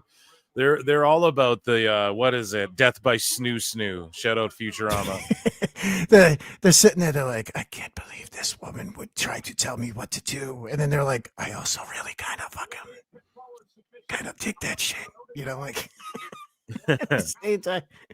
I would bet that's where a lot of the muscle mommy money goes, you know, to cultures where it's like, you know, women are typically like they kind of treat women like we're better than you, or it's guys that, you know, think they're big and tough, but they really want a woman to just kind of like step on their head, you know? Yeah, kick them in the balls, slap them around a little bit. You're like, how much to upgrade to you kicking me in the nuts? JWT says the last time I went to KSA, I was too busy sweating to notice anything. So he's been to, is that KSA? Isn't that the guy that, the streamer KSA? Which one is that? Yeah, I don't know. Is that a streamer? Is that Saudi Arabia? Is that their airport? I really don't know. I'm not even trying to be funny. I have no fucking idea. Muscle Moms, Monster Girls. It's all super in right now. It is very funny that it's like a very I don't know, is it Gen Z that's more into that, where it's like the middle between like the anime pillow, the little like, oh, I smile and I saw like little baby, or it's big jacked bitches that will like break their nose. Like it's like a little bit of both, isn't it? Yeah, it's a little mixture, dude. You throw a mage in there and some magic, and there you go. Man, oh, that's it. Oh, Kingdom of oh wait, the place this called the fucking Kingdom? Kingdom of Saudi Arabia. Yeah, dude, KSA. KSI is the streamer. Oh, that's the guy. Is that the same thing as Speed? Yeah, like I think, or no, KSI the same is guy? a I guy. don't know. It's like a British guy, I'm pretty sure. And then, you know what? I don't even know. I gotta be honest. I don't, man. I don't like. People are like Kai Cenat. It's like I don't like. I know he's a streamer. I don't know his shit other than I'll play a clip of like, oh, he linked up with John Cena, so then I'll like play a clip of it or whatever. Like I don't really know them or know if you lined up like a bunch of these streamers. Everything's niche now. I was talking about that with my wife the other day. Like, you know, everything's niche now, right? There'll be a YouTuber with like 4 million subs, and you'll have never heard of them in your fucking life. Oh yeah, you know, and that now like everything's like that. So it's quite well, interesting. well, it's also like you said, it's so aimed, it's so specifically targeted. Like it's what you as like a grown married man don't want to watch a little boy play video games all day? Yeah, like that's not for you, dude. Why Yeah. don't you know who that person is? Like Exactly. You don't want to send him your parents' money to have him do a Fortnite dance or something? Like that's Exactly, to have the Miles Morales guy who just stands there and fucking goes, I'm getting flowers. I'm getting flowers. You don't want to do that? Like that's not in your wheelhouse for some Let's reason. talk about That's weird. CTE, man. What the fuck happened to that guy? Wait, How did who's- he figure out that's what he was good at? You know, it's crazy. Well, somebody pointed. God, I'm trying to remember what was. The Kingdom of Saudi Arabia. Listen, man, I'm not trying to say I'm from the northeast of America. All right, like we are what we are. All right, but I'm not sure I want to go anywhere that's still calling itself a kingdom. No, dude. I'm sorry. Like it's in the year 2025. Someone's like, "Do you want to go to the fucking Kingdom of New Jersey?" I'd be like, "What the fuck's going on there? Yeah, dude, what happened there, dude? That's it's a little scary to me. That's legitimately intimidating. I'm not saying culturally it's not like a knock on anybody that's there, not even the religious aspect of it. But if you're gonna call it a kingdom, I don't know, dude. That makes me a little. It makes me a little bit like I'm like when I go there, am I gonna have to like appease the fucking like? Am I gonna have to see serfs in a field and? Yeah, probably, dude. I mean, they have sultans there and shit. I'm pretty sure. So Yeah, like excuse me, mage. Like I don't know. It's just, ooh, yeah. Yeah, see now this is absolutely for these guys in this crowd right now. They're tying Rhea up and then beating her with the stick in the belly. Yeah. Yeah, dude. This And is now not they're brawling on the outside. Rhea's cooking something up, as Wade Barrett just said. She's setting up some sort of contraption. The crowd is hot as shit, though, man. Like, they are loving this match, and they've been really on fire. Remember, the Saudi crowds were always, like, really bad at first. And then now, they're still figuring it out. yeah. But now they're, like, really good. Like, the last few shows, they've been, like, turned up and really invested in the characters and everything and going nuts, like, and popping for certain shit. And yeah, like, they're learning how to be fans, dude. Like, Yeah. yeah, which is a good thing. Somebody just put Lenny actually in the chat room just said that I wouldn't go to the United Kingdom. I'm like, no. I think it's the kingdom first makes it a little bit weirder. Oh yeah, does it? Yeah, I guess UK, right? The United Doesn't Kingdom. it? Like I'd go United, to. like- I mean, I'd go to a kingdom, but I don't know. I don't. I didn't even realize they called it. Well, like I know that they're like the Kingdom of Saudi Arabia, but I didn't know that people referred to it as KSA. Yeah, see, just I learned feel something like if you put today. the kingdom first, it sounds a lot more intimidating. Possibly. You know what I mean? Like if it was like New York Kingdom, I'm like all right, but if it was like the Kingdom of New York, I'd be like, eh. Makes it sound a little bit sounds a little bit more. I don't know, dude. It's just the placement of the word kingdom. I think maybe it makes you feel like they're taking this term more seriously. Yeah. Yeah. Like it's like we really, really fucking we love our king here. We're all about that fucking that It's money, so that king that it's a monarchy dump. shit.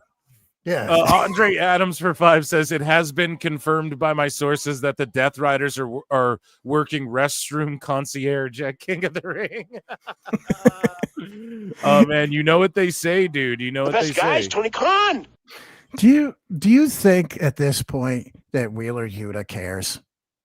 Bro. And I mean like really cares. Like he's gotta just be They so give Moxley. shocked. Moxley's the guy who gives you, or Yuta's the guy who gives you the mint on your way out of the fucking men's room in the kingdom of Saudi Arabia. Wheeler Yuta. He's one of the surf instead of Wheeler, he's surfer. Claudio's like warm towel. Anyone warm towel, dude? Yeah, Yuta, he doesn't give a fuck. I don't know why that whole Death Riders thing is still a thing, and they're going All In is coming up, and I mean they're going with Hangman and Mox, a match we've seen a babillion times already. Pretty wild in my mind. You'd think they would start moving towards like we're giving Ospreay $1 billion. Why don't we fucking use him or whatever? But I don't know, man. Mox and Hangman, I guess, and we got to deal with Mox's shit until then. And then what's going to happen? That group's just going to disappear after terrorizing the company for however long, and there'll be no real payoff for it. And Yuta's just, for some reason, they're telling him all the wrong things. Yeah, let your hair and everything grow really long and shitty, and fucking that'll get you over. It's like, what? He just looks atrocious. That's really it. He just looks like shit. Anytime I see him, I just go, this is really what they're still trying to sell this. They really picked this as their guy that they were gonna prop him up and he was gonna become like a part of the main event group. It's like, and Garcia doing the dick wiggle thing still, like he's just wiggling his dick, doing it on people's faces during matches, literally. And like he's wrestling Adam Cole, and he's like bigger than Adam Cole, and like he comes out and he cuts a promo and just people don't react to Garcia at all, man. Because he's negative charisma. People were saying Yuta and Garcia was like AEW's future Rock and Austin. I remember sickos were saying that, and it's like, bro, what the fuck? They're so bad. You don't see it? Like, I'm sorry. Boys regular versus yard gnome. That's really damn running kick after the Razor's Edge. Raquel kicks out. This match has been crazy.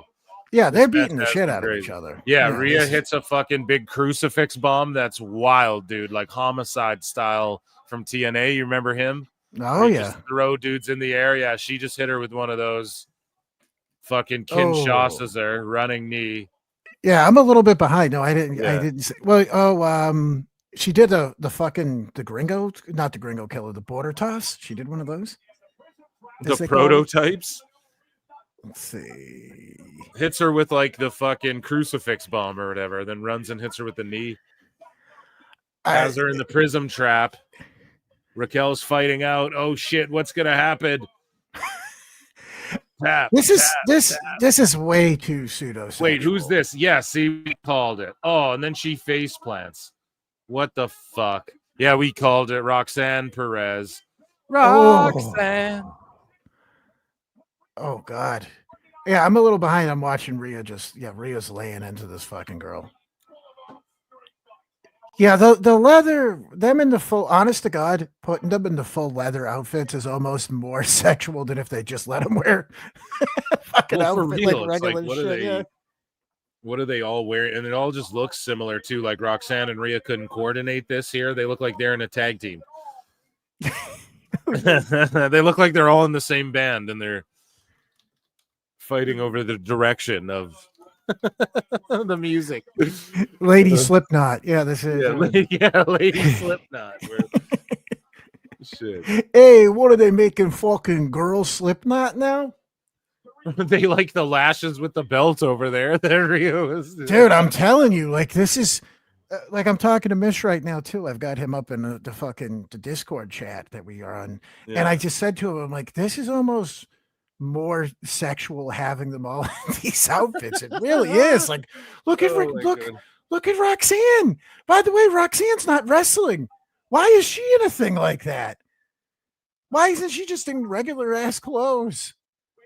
Yeah, I don't know, man. They all gotta wear the fucking. Yeah, they all have to wear the fucking, like, I don't know why she didn't, just come out in jeans and shit. Oh my God. Dude. That would have made way more sense. I mean, Roxanne looks great. Yeah. I mean, aesthetically, it works for her. She Throw looks, into she the looks post. fucking- Oh man, into the fucking stairs, hitting her with 2K shit. Oh my God. Spiraling drop. Andre Adams says, "Damn it, Joe, I am not unhearing Lady Slipknot." Yeah. I felt the hate rise up in me. Kneel down and clear the stone of bliss. And then it's like, why are you waiting, bleed? Yeah. Oh my God. Oh my God. Fuck it off. Fuck this world. People little shit. All right, wait. Yeah, they've made this more weirdly horny than all right, yeah, they're working. I was hard a here. worm before I was a man. Actually, a woman. Okay, I was a creature before I could stand. It's like doing yoga class. Okay? Could you imagine? Oh boy, this is very Andrew Dice Clay. They're gonna have a fucking band with 9 broads, like they're gonna all get along. Yeah, what are they fucking this band over here with like you got 9 dicks fucking. in it? You think you're gonna have 9 ladies and they're gonna like each other? What the fuck? You're gonna 9 be stealing. fucking broads over here. You're gonna be stealing each other's fucking makeup. It's gonna be a big old problem. They're gonna sleep with each other's boyfriends. Oh, what do? You play a keg? Oh, that's fucking bullshit. Yeah. Oh, banging a drum. Oh. Hey, I'm Italian girl Slipknot from New Jersey. Oh shit. Fucking Iowa, no, we're all from here and we wear BDSM outfits. Hey, oh. Damn, what is Please Don't Die? What are they doing up here? Holy shit. Oh, I hate these types. I really Please don't die. Please don't die. What's going on? What was it? It was my God. They're really oh. giving this win. Oh my God. Are you for real? Wow, they've really. Oh boy. They've beaten fucking Raquel into dust, man. I really don't even know what to say. See, I'm not even at the finish. They smashed her into Obliviacree, bro. Like, she's just beaten into dust. Oh, see, I'm not even at the finish yet, but I hate like these table across the top rope spots. Yes. I always think of when Shane did the deal with Angle, where they just like put a plank of wood. Yeah. Do you remember that in their Street Fighter, where they were just like, plank of wood? Let me carry you on this plank of wood. And I was just like, how the fuck did those men? Yeah, watching that as a teenager, you're like, yeah, this makes sense. Then watching it as an adult, I'm like, that's the stupidest shit I've ever seen in my life. Why? So chat was right. They had 73% voted Rhea and 26% went against me with Raquel. I'm 1-1 this evening. And yeah, it's like when Edge and Christian draped the table over the ladders as well and like won those tag titles at TLC, whatever the fuck. That was scary too, man. That was a situation where it's like, yeah, just please don't die. Jeez. Well, this was a wild match. That was wild in general. It was. That was pretty good. Speaking of wild, we have some we have some more news. Let's do it in between these matches here. We might as well react to what's going on. That's what we do better than most there, my good friend Joe Numbers. Triple H notified Braun Breaker that he would be in a faction with Rollins and Heyman minutes before his match at WrestleMania. Here's what Taker had to say. Excited here recently with you getting involved with Seth and Paul. I'd kind of love to hear a little bit how all that come together. Going to the weekend, I know we got the Mania match, Fatal 4-Way. It's my first Mania. That's my focus going into it. Not thinking about Raw. I don't even know if I'm going to be on TV. So going into that week, that was my focus. That's all that was it. I'm in Gorilla. So I'm warming up for Mania. We're next. I mean, I want to say like the first guy in our match's entrance is Hit. And I'm like waiting for my music, and he comes around, and we do our normal routine, and then he's like, you know what's going on? I was like, no. This is right before your match. Right before Mania match. He's like, well, bam, bam, bam, bam. See ya. And then just gosh dang. Like, so are you feeling this Seth Rollins faction? I haven't been feeling it that much, and I think that they messed up Bronson with JC Mateo. That's like those guys are mixed up. Thank you. Yeah. Thank you. Thank you. That's all I got to say to that is. There you go. Okay. I truly, and I'm sure people will say like, well, of course you're going to hate this. I'm like, no, you completely derailed Braun. Now he just sits there and lets Seth do it all. Like Heyman doesn't talk. It's like, yeah, that's a good idea. Have Paul Heyman on your show and he doesn't talk. He stands there and lets Seth Rollins talk. So you have Seth with these two guys who they're both like, what did they both start out as? Like, truly, here comes Braun Breaker. His name's Braun Breaker. He breaks shit like Limp Bizkit. He runs through guys. He cuts them in half. He doesn't follow the rules. He doesn't need your. Oh, just kidding. He has buddies now. Hey, here's Bronson Reed. He's a big monster from New Zealand. Watch, he's gonna splash you 50 times. He's gonna use it. He's unstoppable. You can't wait. You've completely stopped him. You put him in a suit. Yeah. He stands next to Seth Rollins. Remember when he almost killed Seth Rollins? Remember when he almost killed? Wait, he takes orders from him now.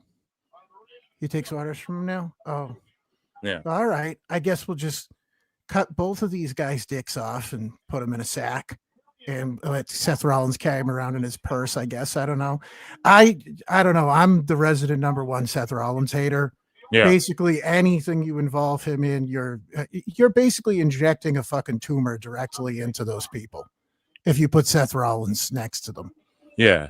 PM Cruz in chat says Seth's faction makes little sense to me. So listen, I called this out real early, and people thought I was just being a fucking hater. No.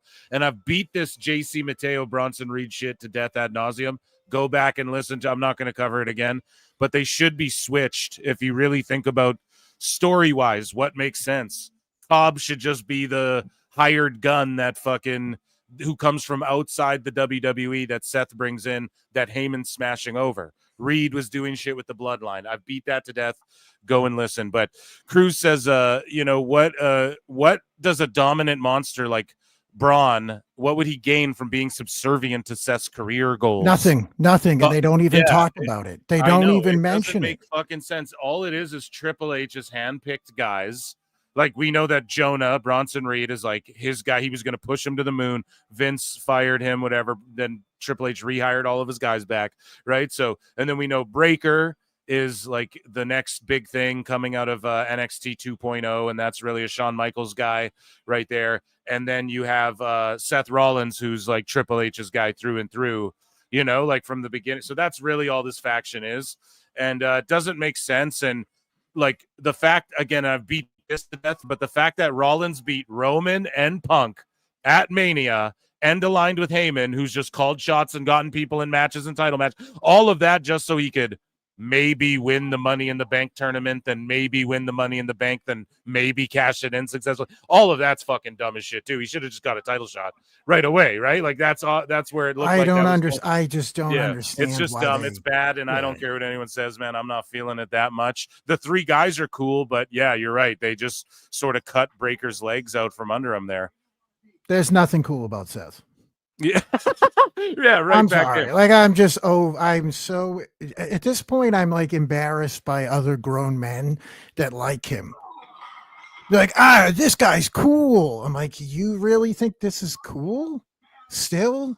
This like guy that's been on TV for 15 years and never had an identity and cuts the worst fucking promos ever and thinks a gimmick is like dressing like a fucking, like he doesn't dress like that. He doesn't even look naturally dressed like that. Yeah. That's the one thing too that you can call out that maybe it's a little bit unnatural and whatnot. So It's embarrassing. Like I see him on the show and I just go, the way that people will talk about certain wrestlers and they'll be like, oh, I would feel stupid if somebody saw me watching this. I'm like, imagine just a regular person seeing Seth Rollins stand in the ring for 10 minutes and go, nah, I'm the best. Yeah. You'd be like, are you watching fucking SpongeBob? What are you watching? You're a grown man and you're watching this, and then like all these fucking loser lemmings in the crowd making his little moany song, and because Triple H is horny for him and wishes that he could be Seth Rollins. Like that's the saddest thing about the Seth Rollins thing is that Triple H is looking at it and booking him like he's his fucking Gundam.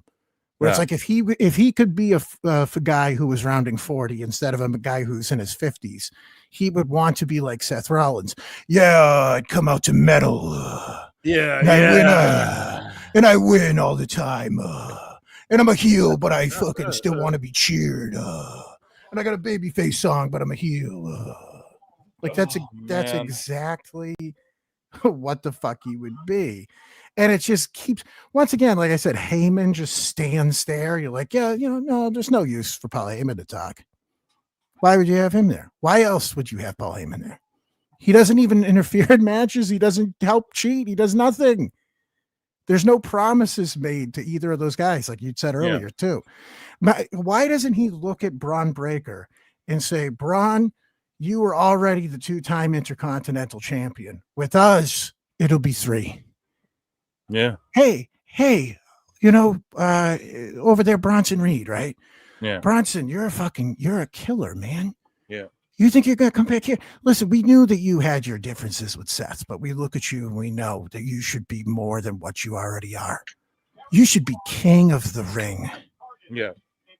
Is he king of the ring? Yeah, No, it's king of the. No. He's a fucking lemming. He's a lemming for Seth Rollins for some. And I just think it's so dumb too because like Rollins got hit. Like Reed's whole shit was like destroying Rollins. That was this whole fucking thing. And then they're like, oh well, Rollins realized the only man who could really destroy him and take him out. And it's like, but that's not true. We've seen other people destroy and take him out. It's just so dumb. It's then like, why would he want to partner with him? Yeah, like Reed fucking hates Rollins so much he hit him with 7 tsunamis. But Rollins is like, I can't forgive Punk for talking shit. Or what did he even do? Like, you know what? Why do Punk and Rollins hate each other? Oh, you're toxic backstage. This guy tried to murder me, but I'll just forgive him and bring him on my team because I hate Punk so much. I need the money in the bank. It's so bad. I'm Phil, sorry, you know the saying: if you can beat him, join him. Yeah. Yeah, that's what it should be, right? If you can beat them, join them. Yeah, that's what you should do. If you want to be, that's who you want to attach yourself to, is people that you can beat. Oh my god. Oh man, he's so over. Sammy's so over. He's gotta win this fucking match, man. I'm sorry. It sucks for Cross. I really want Cross to get the push. I'm a fucking troll. I'd have Cross go over.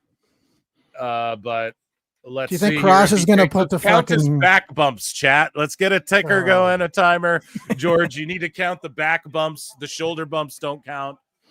And if you guys, I'm the referee, okay? Me and Joe are the referees. If you guys need to know what works, if what one constitutes as a bump, back bump? if it constitutes as a back or a shoulder. But the crowd's going nuts for this because of Sammy. But like Cross got a reaction too, man. I mean, they should start his merch is selling. People are chanting for him. He gets big reactions on like main event. They got to start doing something with him soon, or don't, I guess, or maybe we'll see if Wade Keller's right here tonight. The immovable force meets the unbumpable object. Here we go. Bum, bum, bum, bum. I think they should, when Zoe Stark comes back, if Seth's faction's going, though, they should stick her with them. Because it's already just like a whatever to me. It's like you might as well just throw her with them. Yeah. And she can just hang out with them and just be like, hey, am I going to win anything? No. Yeah. No. Well, she's like Seth, kind of, she kind of does flips and has that kind of style, but she tries to be a heel. And it's like, all right, just help. Maybe Seth can get over with her. It's weird, too, because Seth's the heel, but then they all sing his shit. Because heels are all about, like, we're cool and shit, Yeah, Yeah, it's total Triple H shit. Like I was saying, Yeah. like that's what Triple H would have done for himself, where he's like, I'm supposed to not get a reaction, so that's why I come out with the Fire Skull head to heavy metal as the Terminator with smoke. and, Cross yeah. just flat back bumped on the outside of the ring. So I think Wade Keller's Yeah, whole fucking he's reading the news. That's why. yeah, I think his whole theory just got blown up. So I don't know. There you go, guys. Let's see. Well, there's one. By the way, I gotta give. This is like one of those little things that I think is important because I'm crazy. Cross throws a punch too. Cross can actually throw a punch, which most of them can't. Which people tend to forget. I'd rather have the guy be able to throw a believable punch than constantly bump. I don't know. It's weird. Just an old-fashioned geezer. To think that, basic wrestling stuff is more important than flippity-doo. All right. Cross is so much fucking bigger than all of these people, dude. Hell yeah. It's so weird. Like, and I know Sammy's not like a juice head fucking big guy, but how about Mariah May Blake Monroe owning some fucking sicko who's like, she shows herself like making her NXT debut at like one of the house shows they do. And then some fucking AEW sicko's like, there's only 20 people there. You could kiss all of them. And then Blake Monroe's like 750, actually, a new record for that venue. Boom. On a fucking NXT house show, just owning some fucking goofball. I'm so glad she's in the Fed now and can just like actually tell you fucking sickos what she thinks about you. Do you know how funny it is to just in general, anybody that's like an AEW fan being like, cool, there's not a crowd there. It's like, yeah, let's. Yeah, Brandon Thurston saying that the crowds, the TV ratings, and the streaming numbers for AEW are all up. They're all up. Like it's, and it's just ridiculous. And like we can just look at it and know that that's not the case, Now, this is where we can get like, we can get into the specifics of that though, right? For him to be like, they're up. It's like, okay, but how much? Yeah, and it's like, why? Because 1,000 they're people? charging more for tickets and shit. Yeah. 500 people? What is and even Grok has faulty information because someone's like, Grok, is this true? And then like Grok is saying, well, AEW has 19,000 tickets sold for this all-in show. No, distributed, man. Distributed. They're not sold. They don't have 19,000 tickets sold, period. I know for a fact we showed video of them at giving tickets away, saying, hey, Lance Archer went to an MMA show with Bobby Lashley, got in the ring on the microphone and said, you see those ladies over there? You all can go ask for tickets. I know people there who are saying, yes, they're giving tickets away. The AEW ticket tracker account is saying that they gave away hundreds the other day. They're into the thousands given away, but even Grok, which I mean, I hate how every tweet now is some retard bot asking Grok a fucking question about, hey, is this true? Bro, it's just a collection of everyone's shit. It doesn't have its own fucking idea, you dumb fuck. If 100 people go out there and say, there's 19,000 tickets sold, and then 10 people go out there and say they're not sold, they're distributed, then it'll fucking tell you this is how many are sold because it's just pulling from other people's shit. You know what I mean? So if you're asking it like what day did this is why these dumbasses too, you saw the other day people were like, 25 years ago today John Cena made his debut, and it was on the wrong fucking day, man. It was on the wrong day that they were doing that. They were doing it 2 days before. And I'll tell you why, because they asked AI, because I asked AI and it said the wrong day. And then I fact checked it on John Cena's own shit. Because I was like, why are they getting, I swear the date's wrong here. And all these accounts did it because they're asking AI, and even AI can get dates wrong and shit. You got to fact check fucking AI as well. Okay. But it is good for like, hey, has Eddie Guerrero ever wrestled Owen Hart? And it will say like, yes, at this, and then you got to fact check the time and date and all that shit. But it will say, yeah, they wrestled in a dark match. I mean, it's good for little factoids, but motherfuckers know. Okay. Stop asking Grok under every post. There's a meme And it's like a meme. What does this mean? Everyone, there's always someone. Grok, did this movie actually suck? Is this true? It's like, what the fuck, man? You guys get lives. What the fuck It's like is a going banana on? bread recipe, and it's like, Grok, is this really true? Did someone Yeah. really make a recipe for banana bread? And he's Oh, and here's the thing too. Someone I think in chat, and I don't know if you're talking about this, but you're saying we do it ironically. Yes, I get it. Some people, it is funny.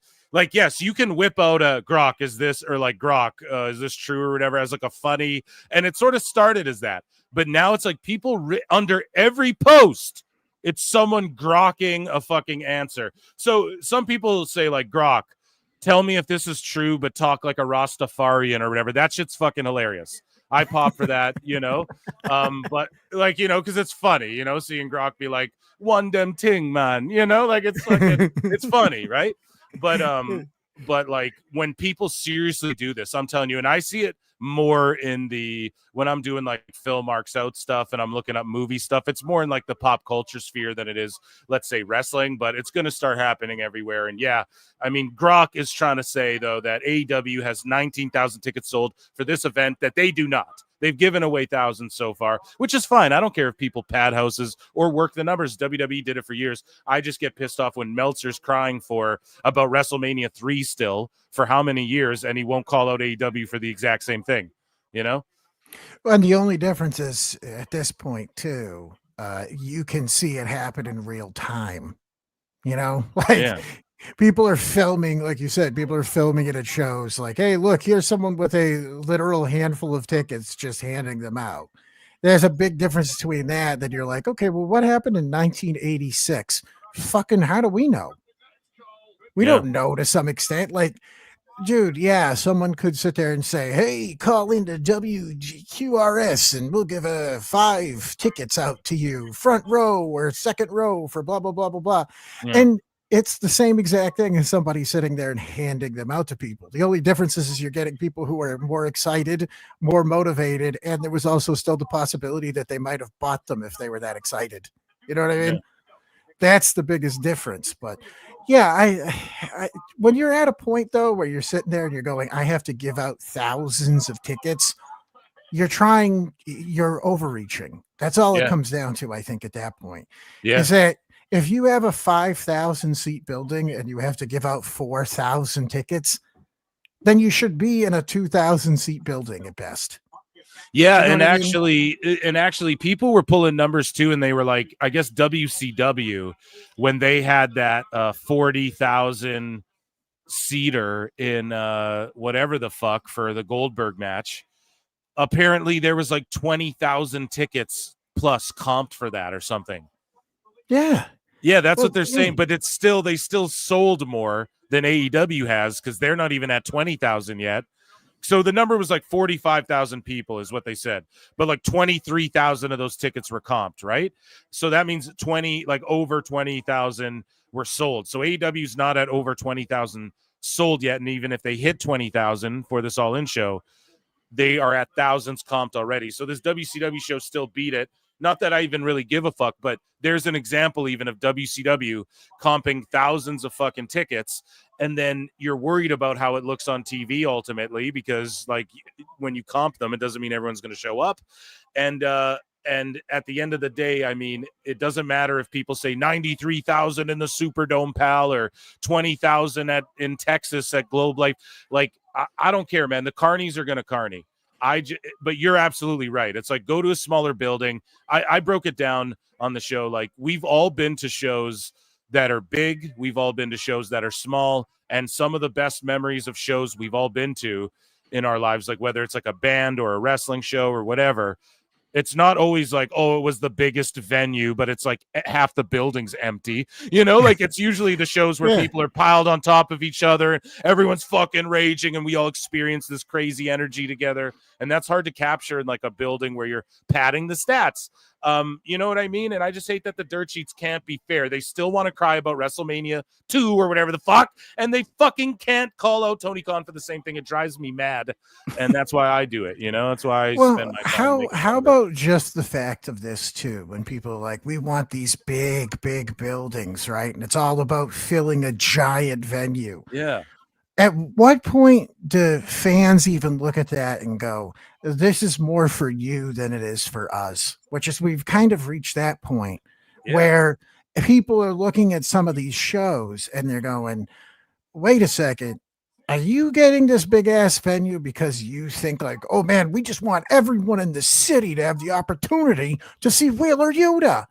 Or yeah, and well, is it for you than it more than it is for us? And people aren't stupid. They might not notice that. Well, Dude. people are stupid, but not all the time. You know, it's they go, wait a second. You hit the fucking nail on the head though, dude. Like I've called Tony Khan out for that as well. Like the reason he gets these big buildings, and he said in an interview, well, it's convenient and stuff. It's more, the amenities and all this shit. And it's like, so you're making people like pay for parking. Some probably cost more in some of these venues to pay for parking than the ticket for the show cost, or equivalent.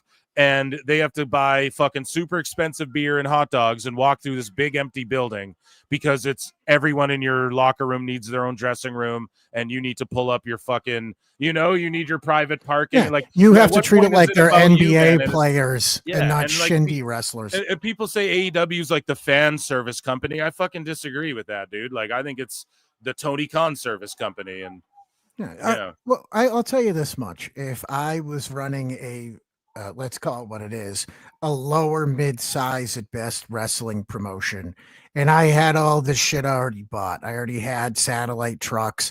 I already had all my rings, all the setups and everything.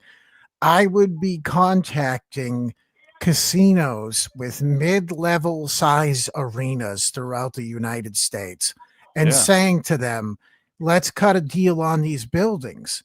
If you can fit, how many people can you fit in there? Oh, I don't know, like 3,000 people. Yeah. Because how many of these fucking casinos across the country, and I'm sure it happens in Canada too. Yes. Where it's like Yep. every night they've got some fucking, who's playing the casino? Shinedown, Godsmack, some guys. No, you're right. Yeah, Kevin Smith is here doing stand-up or whatever. Co-worker music bands are playing the fucking state, and no, you're right though. It's like Russell Peters or whatever is here doing fucking And you just say to them, hey, listen, we'll come there, we'll bring X amount of people, cut us a good price on the venue, we'll bring all our shit in, bring all our shit out. And you know what? As the people come and go, they're gonna eat at your fucking at the restaurants here, they're gonna throw some money in a slot machine, and we'll all move on with our lives. Well, that's But a great instead, idea, and I think it would give them it would give them a new look. And I like what you're selling me on here, Joe's. Keep going ahead there, though. Sorry, I didn't mean to interrupt you. No. It's stuff like that where you look at it and you go, okay, they did that same thing actually in Connecticut. Yeah. AEW did. And the place was still fucking 70% empty. Well, dude, I like your pitch though, man. That's such a good goddamn idea, actually. Sorry. big place, free parking. Yeah. The venue benefits from it because people are coming and going and eating. Yeah, and people are there anyways too. Like, you might be at the casino. I'll check out this wrestling show. You're also providing comps through the building because everybody that goes there and gambles at these places, they send them a list, like you said. Hey, do you want to come see fucking Carlos Mencia on a Thursday night? You spend $300 at the blackjack table. Like that's how they make their money. And they could very easily just do something along those lines. And they lost their fucking pants when they ran in Connecticut at one of the casinos nearby me. But at the same time, if they're working some sort of deal with them where they're saying, hey, we're going to come here and run a show on a Tuesday, and all we need is the space, they'll more than likely charge them nothing or close to nothing to run in these fucking venues because they just want they just want people in the hotel rooms. They just want people in the fucking burger joints and shit. But AEW doesn't think like that. Because it's not about money. It's not for about the fan experience. It's not about, hey, how could we make this work? It's just, hey, this would be cool, wouldn't it? We're going to run a football stadium. How many people want to get tickets to it? About 15, but that's okay. The football stadium will work. By the way, now you're absolutely right, man. And I love what you're putting down there. And I just want to add this. instead of just doing like a giant fucking building in Australia as well, just to add sort of to what you're saying, man, why don't they, and I've pitched this as well, why didn't they spend the first 2 years like, okay, or like, why don't they start doing this now? We're going to spend a month or two like just doing shows, taping our shows in Australia. They don't even need to all be live. Let's go to these different venues, start building our market. We'll spend a month this year in the UK, going everywhere, and then we'll come back. And we'll do like a big stadium show or whatever, you know, like spend time in Mexico. Well, I mean, they did good, but they're teamed up with CMLL, but like spend time in Mexico, a month in there taping TV shows, right? And then say next year we're coming back, but we're going to do a big arena or stadium or whatever the fuck.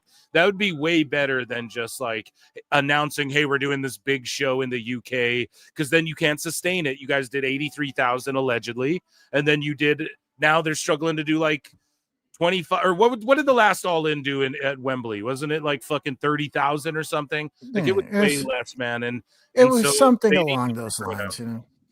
Yeah, which by the way, like, still, are those numbers horrible? No, of course they're not bad. No, but it's just when you're playing this game, you know what I mean? Like when you're playing this game where, you know, I'm the richest fucking guy or whatever it might be. This happens all the time with rappers, right? Yeah. Where they're like, I'm throwing money, I'm so rich. And then 3 years later, they're like, look, they're driving around a regular car. And you're like, yeah, that's not the worst thing in the world. Yeah, You know? and no, you're right, dude. And the pissing contest is just about Tony wanting to. I've said this a few times as well. He's just artificially like inseminating himself into the history books. You know what I mean? He's just like buying his way into, I've had one of the longest running episodes of pro wrestling TV ever on TV. That's what he said the other day. No wrestling show's gone 4 hours before me. This is the first one. And it's like, yeah, but like 200,000 people were watching it. So now you're just like in this art. He artificially has bought his way into like the highest attended wrestling event ever and shit. It's just so. Do you know how every weird, time? Man. Do you know how every time you go to you know, like a bookstore, whatever it might be, Barnes and Nobles? I don't know what you guys got. Do you guys still got Barnes and Nobles up there? Sure. Yeah. Yeah, we got them fewer and far between. We stopped me reading. too. Yeah, we stopped reading here. It's very important that we got don't read. McNally Robinson. Do you know what that is? I don't, but that sounds like a baseball player. I like it. Now, third base, McNally or a place you get ice cream or something. You're right. Yeah. Ooh, ice cream. Now I feel like it's nighttime, even though it's fucking 2:30. Like I'm like, ooh, is it almost dinner time? No, dude, it's barely fucking lunch. What was I say? Oh yeah, the bookstore thing, right? Well, so when you see the top 10 books, right? You'll go in there and you'll look and you'll see, and 90% of the time there's like 2 or 3 political pundit books, right? Mm-hmm. It would be like, everything sucks, written by fucking Spaghetti McAllister. Like it's always like one of these things, right? Where you look and you're like, oh, okay, apparently these are popular books. But what will happen is like political groups or super PACs, when somebody that comes out with a book where they agree with everything they fucking write, they'll buy a bunch of their books to inflate the fucking numbers. So then they go, look, they're number 1 best time seller list. Look, they sold fucking 10 million copies or whatever. And people go, oh, look, it's successful. Look at that. Look how successful it is. Yeah. And then that pushes it up more. So people go, oh, it's got to be good. So I got to buy it. Blah, blah, blah, blah. And it's just like, yes, that's the exact thing Tony Khan does with wrestling. It's the same shit where it's just like, yeah, if you have enough money to influence the stats to where people look at it. And like I said, they go, oh man, this has got to be good. Because like you said, there's more episodes of this than anything that's ever fucking happened. It's like, yeah, but are they just paying a lot of money for the episodes and no one's watching them? That's what I'm saying, Yeah. man. It's so ridiculous. Are you just buying all these books and then immediately putting them in the fucking bin at the Goodwill? You know, like, yeah. Where No, are these? it's true, man. You're spot on about that. And I mean, people criticize it till they're blue in the face. You just get called a hater. When realistically, it's like, oh man, I would love to have the Monday Night War type shit back, but it just can't happen with Tony Khan, bro. You know, we've all said it to death, and yeah, I don't know. It's unfortunate. Like, what do you hope comes? Like, let me ask you that. Like, what do you hope comes from AEW? Like, are you hoping they succeed? Or are you just like, fuck it, I don't even care? Or is it like, are you just Do you in have your any? mind? Are Do you you have like any they're gonna? alcoholics in your family? Yes. Yeah. Yeah. Do you ever reach that point with them where you just know you can't help them? Yeah. you're Yes, just like, absolutely. I have people like that in my family. That's how I feel about AEW. Okay, there you go. I mean, I think that's the best way to kind of put it, where you just like, you realize at some point, I bring him up. I call it my Uncle Jimmy, my old Uncle Jimmy. My Uncle Jimmy now is almost 70 years old. I've been alive for 40 years. Uncle Jimmy's been a loser ever since I could remember. Yeah. Right. My old joke going back to when I was a teenager, I'd walk in somewhere and it would smell like weed. I'd go, Jesus Christ, it smells like Uncle Jimmy's jacket in here. That's one of the oldest jokes that I've ever had as a human being. Jesus, it smells like Uncle Jimmy's jacket in here. Yeah. And that was for nobody but me and my friends. And that was always like an inside joke. An insider, yeah. Yeah. But let me ask you this. Was I supposed to, as a 25-year-old or 30-year-old man, look and be like, you know what? I hope Uncle Jimmy gets his shit together. Like, no, Uncle Jimmy's not going to get his shit together. Yeah, Uncle you Jimmy's, come to realize, like, he's 60. He wants to drink Rolling Rock and fucking play bass. Like, that's what he wants to do. Like, that's his fucking life. That's what he's decided his life is going to be.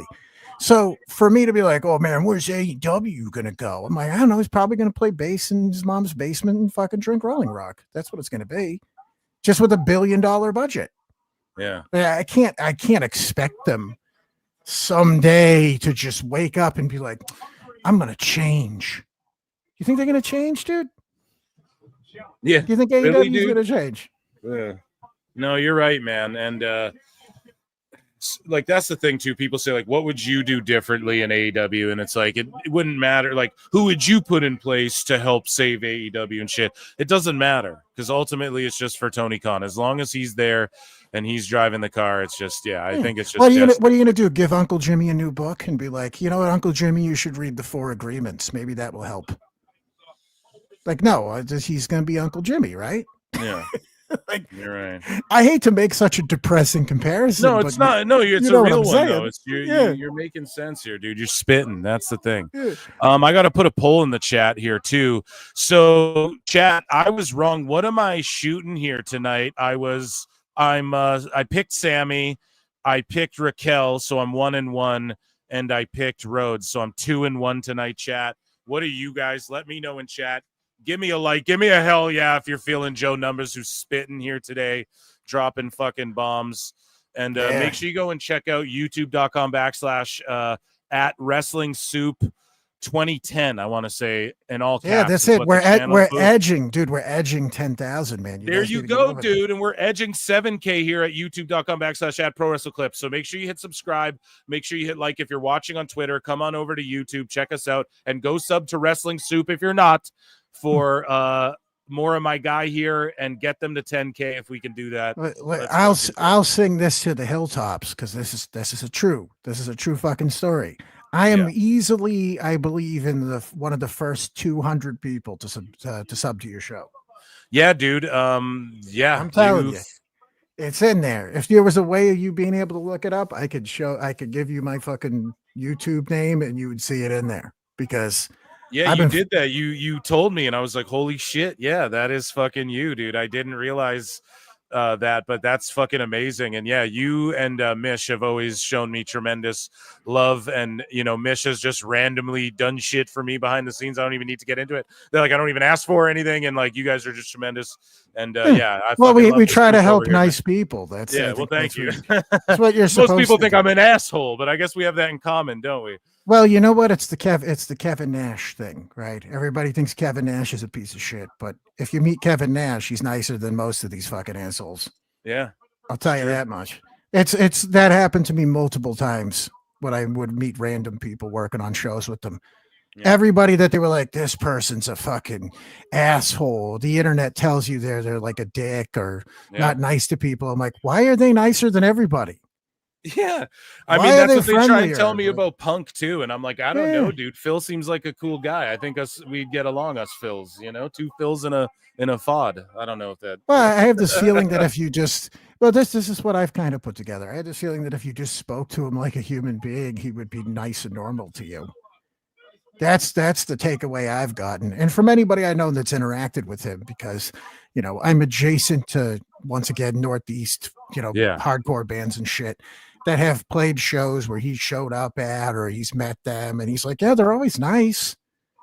They're always nice to him, and he's always nice to them, and he buys T-shirts and buys tickets. Like, he's not sitting there like, oh, I got to be backstage, or I got to fucking get in for free. It's like, no, he's just there.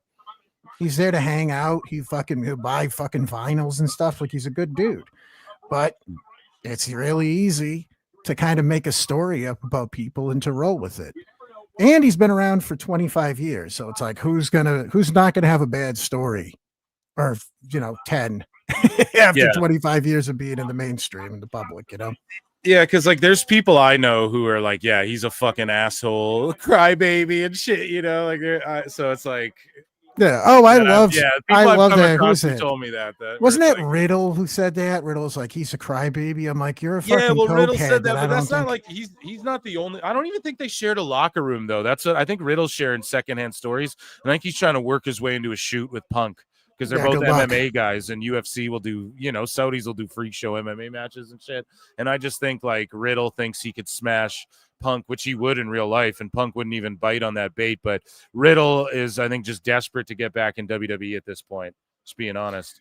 Well, at this point, also too, for Riddle, it's like when people take anything, he's like, you're like, oh, he said this thing about this person or whatever the fuck. I'm like, this guy's like a fucking cokehead who is self-sabotaged 1,000 times. Like, it's like, not even, once again, he's an Uncle Jimmy. Like, he's just like, dude, how many times are we going to be like, oh, baby, Uncle Jimmy's going to figure it out this time? It's like, no, he's not. He's not going to figure it the fuck out. Like, there is no point where Matt Riddle's going to get it together. It's like, hasn't he like ruined his life in UFC and his wife and his kids and drugs, and he's fucking porn stars, and then the porn stars are saying they ate him, all this stuff. Like, it's like, by the way, he's not like a 22-year-old guy anymore. He's like fucking 35, 36 years old. And it's like, no, Matt, this is the year Matt Riddle stops being fucked up. It's like, okay. Really? Like, it's not even trying to be an asshole. It's like, once again, how many times does a fucking dog have to bite you before you go, I'm not going to pet this motherfucker, Right. And people in chat saying, like, I'm surprised Matt Riddle didn't show up in TNA. Yeah, dude. I mean, I agree, but also, why do you think that is? It could be a little bit of what my guy's saying here. Well, he didn't show up in TNA because I'm assuming TNA was like, yeah, no thanks. Well, let me ask you this, like, by that same exact, like, why didn't he show up in TNA? Why did, Matt Cardona and Dolph Ziggler and all these other guys, why did they choose TNA over AEW? Yeah. Because they knew something there we don't know. Why wouldn't they hire Matt Riddle? Why has he got to go wrestle for MLW? Because TNA knows something that we don't know. Yeah. Or we do know, and we just don't admit. Yeah, we don't acknowledge. Yeah. Mm-hmm. No, it makes a lot of sense. So yeah, Solo and Jacob throwing down. I mean, crowd's still white hot for this fucking show, which is good to hear and see. And yeah, I don't know. Solo's got control, so it's just a slowed down style. Solo's gonna work Jacob over, and then Jacob's gonna turn up, do all his crazy shit, and then Hikuleo's gonna show up in a hoodie, or as Chat said, Hikuleo's gonna show up in a burqa. Burkaleo. Yeah, Burkaleo. Oh shit, that's amazing. By the way, are they really going to keep the name Hikuleo on him? Yeah, that's his name. That's what his Tron says, Hikuleo. Let's not. Hikuleo Tonga. Hikuleo? Yeah, that's what they're going to go with, man. That's his name. So Tama Tonga and Tongaloa, right? So they already have the Tongas in their name. It's like that movie, that old Super Mario Bros. Movie with like who like Leguizamo or whatever, he plays Luigi, and they're like, so what's your name? And he's like, Mario. What's your last name? Mario. What's your name? Luigi. What, like Luigi? No, Luigi Mario. You know, that's the Tonga and Tongaloa. I love. Well, no, I mean Hikaleo to me, I immediately think of pickles. I don't know why. So I'm like, pickle bagel. Yeah, Hikaleo, and I'm just like, wait, is that like a sandwich? Yeah, a Hikaleo. That's like a fucking dill topping for a sub or a. Oh man, I ordered this with no Hikaleos on it, dude. I like What a is spicy that, like Hikaleo. a fucking cocktail. Yeah. What's that, like a fucking cocktail? Oh, So I got you my guys get the solo. reference. You guys get where we're going. I with got that. a fucking Reuben with What the is that, like a Hikaleo. fucking drink you buy? What is that, like a fucking pickle spread? I'm just over here making Lady Slipknot songs, eating my fucking Hikaleos. No Hikaleos in this fucking band, if you catch what I'm saying. This fucking bitch over here put Hikaleo on my hero. Oh. I like the idea, instead of being like, this is a sausage fest or a pickle party, you're like, this is a Hikaleo. Yeah. Well, a lot of fucking Hikaleos in here. By the way, that sounds like a slur. I probably shouldn't say Thomas Moore said. Thomas Moore for 2 says WWE just trademarked Tala Tonga. Oh shit! Tala Tala chameleon. Tala Tonga. TT. Where is it? Come on down.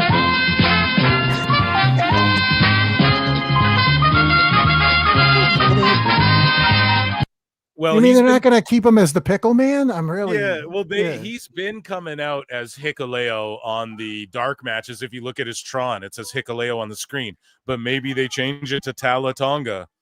That would be cool too. I guess, and it would make more sense. Hikaleo, Tala Tonga, Talatio, Tapatio. Hikalea, I barely know her. Oh. Oh, rubber up. I don't understand. By the way, when I also, what's it, Hikaleo? Yeah. I also think of Piccadilly, which Piccadilly, there was a fucking chain restaurant around here called the Piccadilly Pub. So I'm just making it like, I shouldn't hear your name as a wrestler. Fuck. And think of 6 silly words. Like I don't that immediate. Like I should be able to think of 6 silly things, you know? Like his name's Jacob. God. Am I like, oh, Jacob, like what? Fucking, you know? Yeah. It's a name, you know? Even Solo, like I'm like, oh, like by himself. All right. The guy by himself.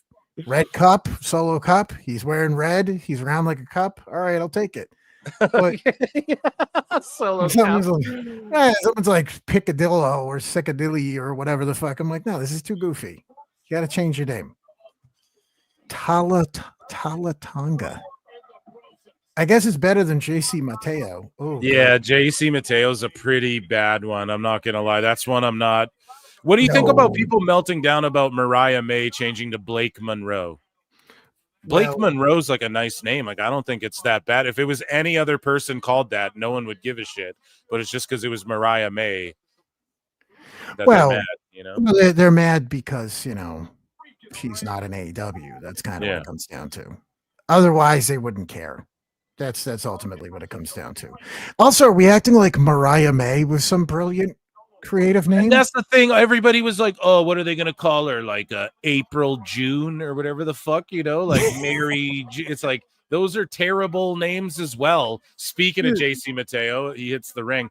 But those are terrible names too. And I mean, I won't lie. Like, yes, if her name was like Mariah Monroe, and then there was a bit of, here we go. Loa, Tonga Loa, the GOAT. Yeah, see, I called it. Phil don't miss, man. We're going to see Jacob's going to have to run through like a whole faction of Tongans to get back to Solo. He'll probably like kick out here, and then we'll see Tama come back. So if Loa's back, then I think Tonga's healthy as well. If my timeline is of me puzzle piecing this shit together in my head here from what I know is correct, then I think that means Tama. We'll see him appear, see Jacob kicked out. So we're going to see Tama show up. hit like a gun stun or something. He'll kick out again and then Hikaleo or or Talatonga or Piccadilly, whatever. Yeah, Will is gonna show up and they need to put a mask on fucking Cobb so badly. He looks like a little mask boy. on him. Yeah, he needs to be in that Heyman faction with Heyman getting him over, because otherwise he just has no like aura, as the kids say. You know what I mean? The little mustache is bad. Oh my god, dude! A spaceman plancha from fucking Jacob Fatu. I mean, this guy is insane, man. Oh. Jacob Fatu's insane the way he can do shit like this. He hit a spaceman plancha. Like, what the fuck? Well, do you know what's really? And once again, you're basically giving me ammunition to make this point. This is why I've been saying they need to put less Samoans on the show and focus on Jacob, because now you're muddying the fucking waters by being like, here's 47 Samoan guys, and you're like, well, this is the one guy that we're trying to get over. It's like, yeah, but what if he has to fight 46 other Samoans? Yeah, that's true, dude. Like, why? That's Just let him get over. What's going on? Wait, he's calling. Yeah, Hikaleo fucking called it. So where's Tama? Hopefully Tama's not hurt. See, look, and Hikaleo's ripped up. Now, chat, type in Hikaleo AEW. Look how skinny he was. Look how yoked up he was. Where's Hikaleo? He's getting in top guy shape because he's 6'9". You know what I mean? And they need to, and he's fucking way bigger than, he's like bigger than his big brothers, you know? So this is like Haku's monster son. So you fucking jacked up. So wait. So how's Rikishi going to make this horrible for Smoke? Yeah, how's Rikishi going to bury this? Yeah. So now they I knew it had to happen because they're putting him in fucking dark matches. Chat, what are they calling him? Tala Tonga? What are they calling him? I'm yelling over the fucking TV and it's cranked up. They're calling him. By the way, the fact that he's tall and they're calling him Tala is funny. 1, 2, 3. That is hilarious. Yo, I called it. Yeah. So listen, don't be mad. I predicted this to a fucking T. So yeah, don't be mad. Jacob's gonna get it back at SummerSlam. Okay. And Jey Uso's gonna team up with him. Now, let me ask you this. Do you think they can find Jimmy is what I meant. Did I say Jimmy or Jacob? Sorry. Go ahead, Joe. Do you think they can find a dwarf Samoan and name him Smalatonga? Smalatonga! Oh shit. Do you think now that what's her face just lost the title, Zelina Vega, they could bring her in as Chonga Tonga? Oh no. And she could put big hoop earrings in. Oh no. Smalatonga, Chonga Tonga. And then Tonka Tonga will be it's just a truck back from heavy. Just get a truck. Yeah, it's the truck. They drive a truck to the ring. They just it's in the Cars universe. Tonka Chonga. Let's see. What about Waka Chonga? Where they can get Waka Flocka Flame. Waka Flocka Flame will be Waka Flocka Chonga. Waka Flocka Chonga. Oh my god. Holy shit. That's hilarious. We go hard on the motherfucking, I don't know. What are they? Ulafala? I don't know, dude. Waka Flocka Chonga. Oh man, yeah, I think more smoke, more of them. We need more. Yeah, I can't wait. I can't wait for chat. Chat will come up with them, dude. We fucking. I'm Sleepy just licking a tweet. Sleepy Tonga, Dopey Tonga, Grumpy Tonga. Oh my god, yes, they're all fucking the Doc Tongas. Doc Tonga. Yeah. Holy shit. But by the way, like I said, I can't wait for Rikishi to be like, the Samoan people, there's only 49,000 of us in WWE currently. It's like, how disrespectful can you be? There's only 57,247 Samoans. By the way, I'm making him sound like Bernie Sanders. Yeah, for some reason, Bernie Sanders on Joe Rogan. It's me, Rikishi Bernie Sanders. Take back the means of production and then smush your ass into it. Take your giant ass and rub it on the factories. Give everybody health care so I can sit on them. Oh my God! What chat? Were they calling him Tala or Hikaleo, or is he unnamed? Tala, short of Tonga. I think Chonga Tonga is really that's an underrated one. Chonga Tonga. It is, dude. Yo, just eating hot fries. Like yeah, hot Cheetos. Tiny eyebrows, just a tiny little. Bad Bunny should have Chonga Tonga. That's what he should have. Holy shit, man. That's so funny. Yeah, that's their next like AAA lucha gimmick. Chonga Tonga? Yeah, he'll team up with Mr. Iguana Tonga. Oh, he'll join the bloodline. Iguana Tonga. Yeah. He'll join the fucking bloodline. Rikishi's like, they're putting animals now into the bloodline. He's not even Samoan. Holy shit, man. That is so funny. Guys, sorry, what did they call him? Tonga Gigante? Yeah, Giant Tonga. Tondre the Giant. Tonga. Tala Tonga. Is that what they called him? Tala Tonga? If they're calling him Tala Tonga and he's tall, that's rough. Tonga truck. Oh, shit, man. The great Tongali. I'm going to bring back Cisco, and he's going to do the Tong song. Yeah, the Tong song. Oh, that dress is scandalous. Matt here for 2 says Hala Tonga. Scotty 2 Tonga, and they'll reform a tag with Rikishi. I know, let me team up with them. I did it for The Rock. Leo, is that your name or what you do? Is that like what you do? Oh. Hey, what if we get Rob Van Dam and he comes out high and he's Bonga Tonga? And he's Bongaloa. Bongaloa. Oh, he's smoking marijuana drugs. Marijuana Tonga. Hey, George Capture for 5 says WWE has been doing their fair share of burying the referees as of late. Yeah, I mean, that's a good thing to point out. I pointed it out as well. Jessica Carr, Jade Cargill on Raw or whatever, was pinning someone, and her boot was under their shoulder, and she pulled an AEW and went and moved Jade's boot out from under the shoulder with her hand and then counted 1, 2, 3. How does the ref do that? You're interfering in the fucking match that way. And it's fucked because Jade wants to do her little pin where she licks her hand and, she does that shit. And instead she's focusing on that instead of focusing like, hey, her shoulders should be down. And that's unfortunate on Jade's end. It's unfortunate the ref has to save it. But why are you putting your hands and pulling her boot out from under the opponent's shoulder and just doing some AEW shit where Bryce Remsburg or whatever, pushed the dude's shoulder down and then counted the 3. It's just terrible, man. So, well, listen, Jade sucks. I think we need 10 more Tongas, though. I think we need more Tongas. That's the important thing. I like Jade. But yeah, we need more Tongans. Yeah. Tonga Cargill and Thomas Tonga? Yeah, Braun Tonga. He's the newest member of Seth's faction. You could have fucking Matt Riddle's dick could just join and be Longa Tonga. Yeah, dude. Hikalei bro will be fucking Matt Riddle's. I like Ronga Tonga, and everything they ask him, he just lies. Ronda Tonga. Ronda Tonga. We can bring back Ronda Rousey. Is that what you're saying? Yeah.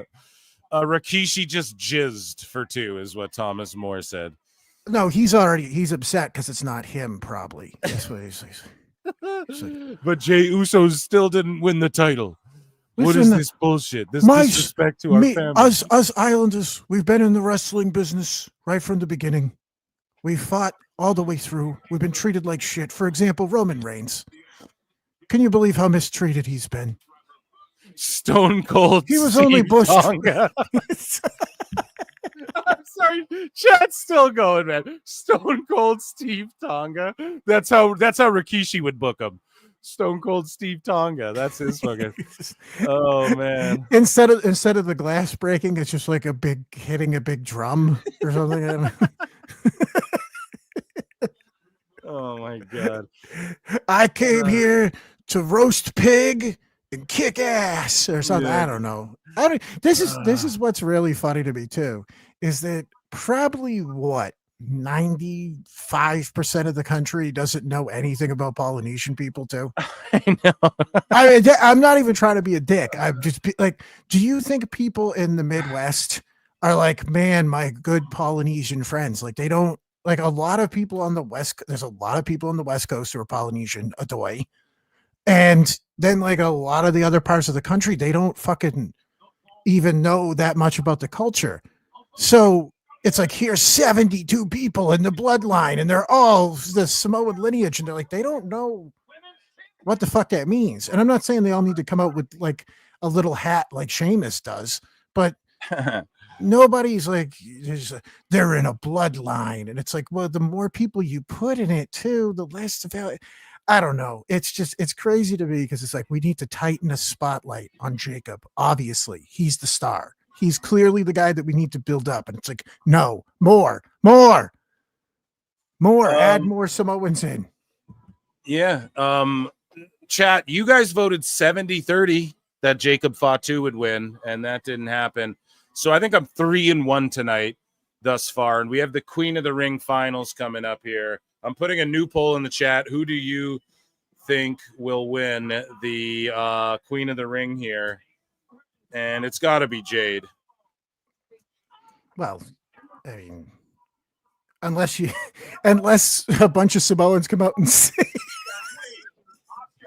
yeah. Oh, wait, I've forgotten. Maybe Nia Jax. The Tonga twins will debut. Yeah, with Nia Jax. Let's see. Asuka. What would Asuka's Tonga name be?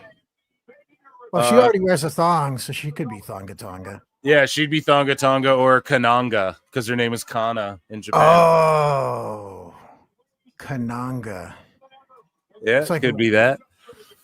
Umaga Conga Chameleon. all this gimmick for Asuka to come out and just Jade Tongil. It's just we got so ridiculous with this. It's gone off the fucking walls. Jade Tongil. Oh my god. So Imagine bad. she tries to do the big fucking thumb to people and fucks it up still. Just like trying. She's got the taped up thumb and just still can't fucking just pretend to hit somebody in the shoulder. Or like actually hits them in the fucking throat. Sinanga. I like Sinanga. Oh man. So someone in chat said talk about Dave Meltzer saying that Collision is beating Raw's numbers with the Max numbers. Like Dave Meltzer is saying that I guess Collision with their 400,000 rating or whatever they did last week, that with the Max numbers being in the 500,000s, which is a lie. It's not above 100,000. Okay, period. Or else it would be doing Lakers numbers on Max. It's just not doing that.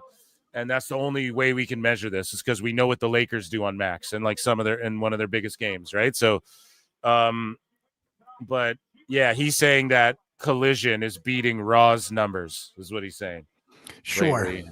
It's just, yeah, I'm not even, guys, I'm going to save that for like Wednesday show, Monday, probably Monday. Become a member, gift a membership or become one for 99 cents or join Patreon. There's over 100 plus videos and you get access to my member streams, my Monday shows. I'm live Mondays, Wednesdays, Saturdays, member Mondays. Okay.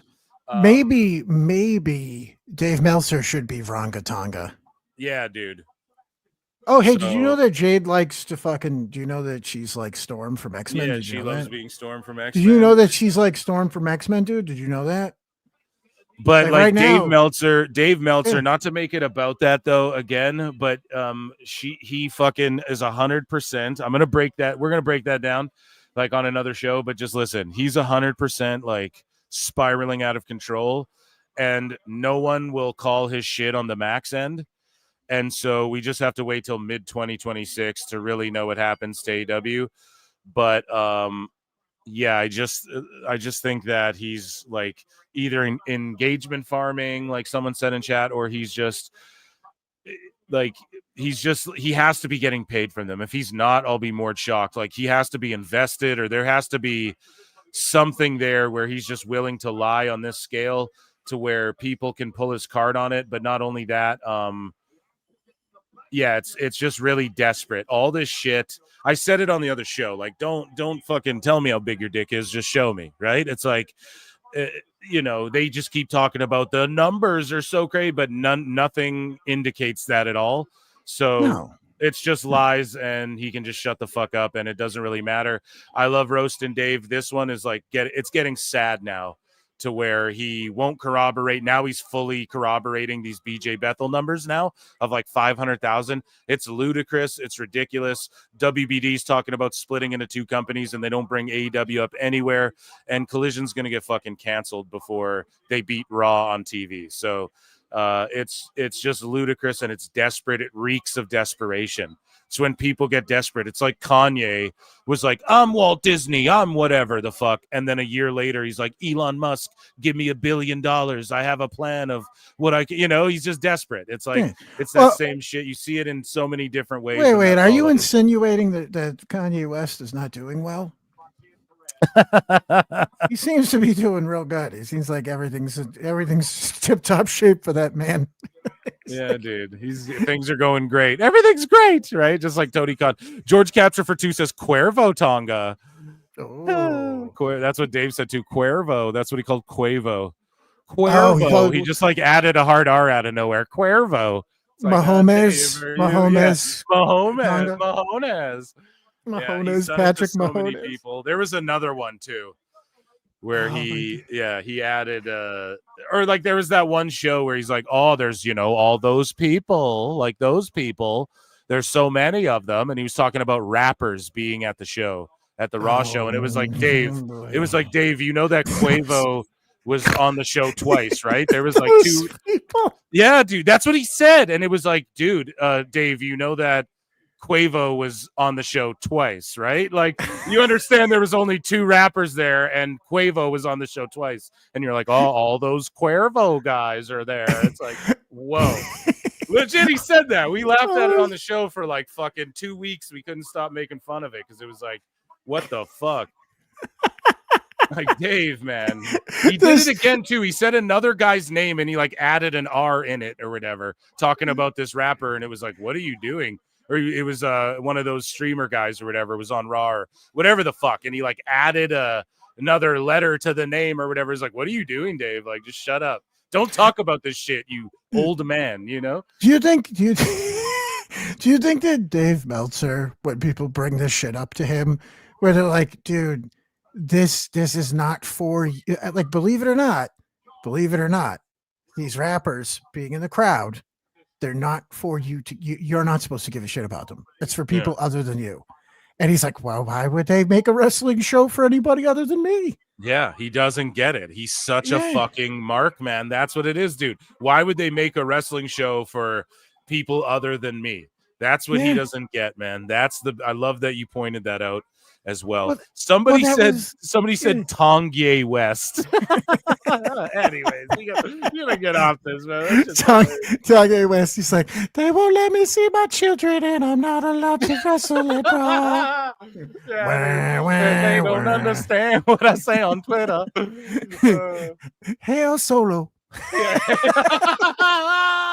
Yeah, hail Solo. And then Meltzer comes in. They don't understand the things I say on Twitter. Yeah. 30%. Hail Tony.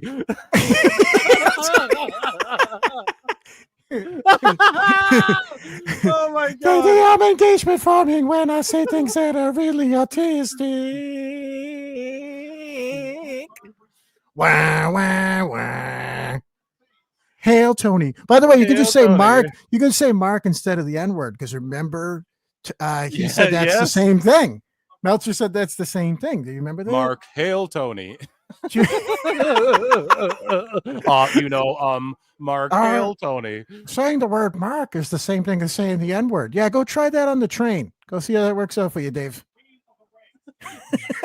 Oh my god! Get on the bus and go see how that So bad. This show's gone off the rails, folks. folks. The M word. The M word, Brian. Brian, use the M word. Oh, don't use that word. Only those people. Only Cuervo can use that word, Brian. Who was in that word? Who was in that match? M word Henry.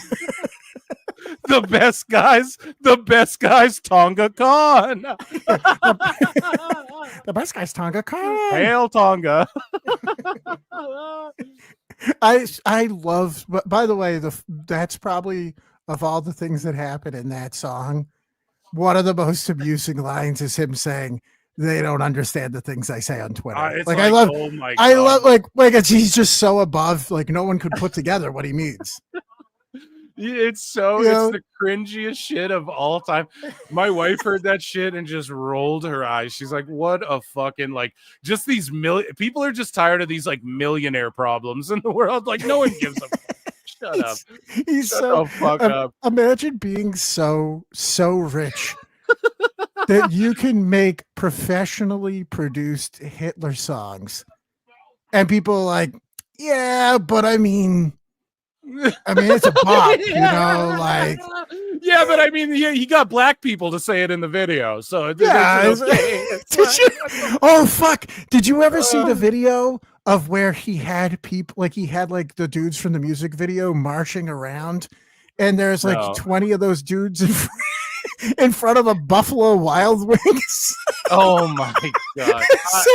say dropping the HH, and I'm just thinking to myself, it's just a family there eating tater tots, and then 30 black dudes in fucking Kangol hats come up and starts dropping hard Hitlers at them. I just came here for everything fries. I don't know about all this. Man. It's just I really like the Buffalo dry rub, and then you turn and it's just. Oh my god! No, and you're like, oh, is this a nice group of carolers? Are these young fellas gonna sing a song for us? Maddie for 2 says it's Tonga Balea, brother. What you gonna do, La Fala, when it comes running wild on you, brother? When it comes running wild Samoan on you, Jack. I almost joined the Beach Boys, bro. Yeah, I was once in a grass skirt band, dude. We played bongos and fucking. He's just making up island-based lies. Holy shit! I used to date Moana, bro. Yeah. That's a cartoon character. The Moana's based on me, dude. The Rock plays me in Moana, Jack. Oh man. God, there's just 1,000. Yeah. Tonga Balea. Tonga Balea, dude. If you like Tonga Balea, getting caught saying Mark. Yeah, you get it? Because you can't say the other word. Yeah. Yeah, you know what? Maybe that's what Hulk Hogan should have just said instead. Jade just won. That was a fucking shitty match. Are you sure about that? I'm not gonna lie. That was pretty bad. Jade won. I'm 4-1 tonight. At least Asuka was kind of forcing her to look like she was hitting. That's the best thing I can say about what happened in that match. Well, she's one of my all-time favorites, so I'm not shitting on her. It's because she's got to carry Jade, who doesn't know how to sell her leg properly, fully. No, she is selling it, but she does the rookie mistake of, let me slap my hurt leg. Oh my God. I'm still behind, but I mean, I'm shocked. Yeah. I really thought Asuka was going to win this one. I know I'm usually a hater, but really that match was terrible. Asuka tried her best. Yeah, I don't put it on Asuka. It's just Jade is, I don't know what it is, man. I told you women can't wrestle, they suck. Oh, come on, that's not very fair. Oh, that's because we're supposed to be playing Slipknot. Yeah, what are these fucking broads over? What are they doing? Speaking of Slipknot, we actually have someone here joining us now who's going to do a little cover of their own. Ladies and gentlemen, Chris Jericho. I look and see it's not just me. others have stood where I stand. We are the young, so raise your hand. They call us problem child. We spent our lives on trial. We walk an endless mile. We are the youth gone wild. We stand and we won't fall. We're one and one for all. The writing's on the wall. We are the youth gone wild. Let me get wild! Yay!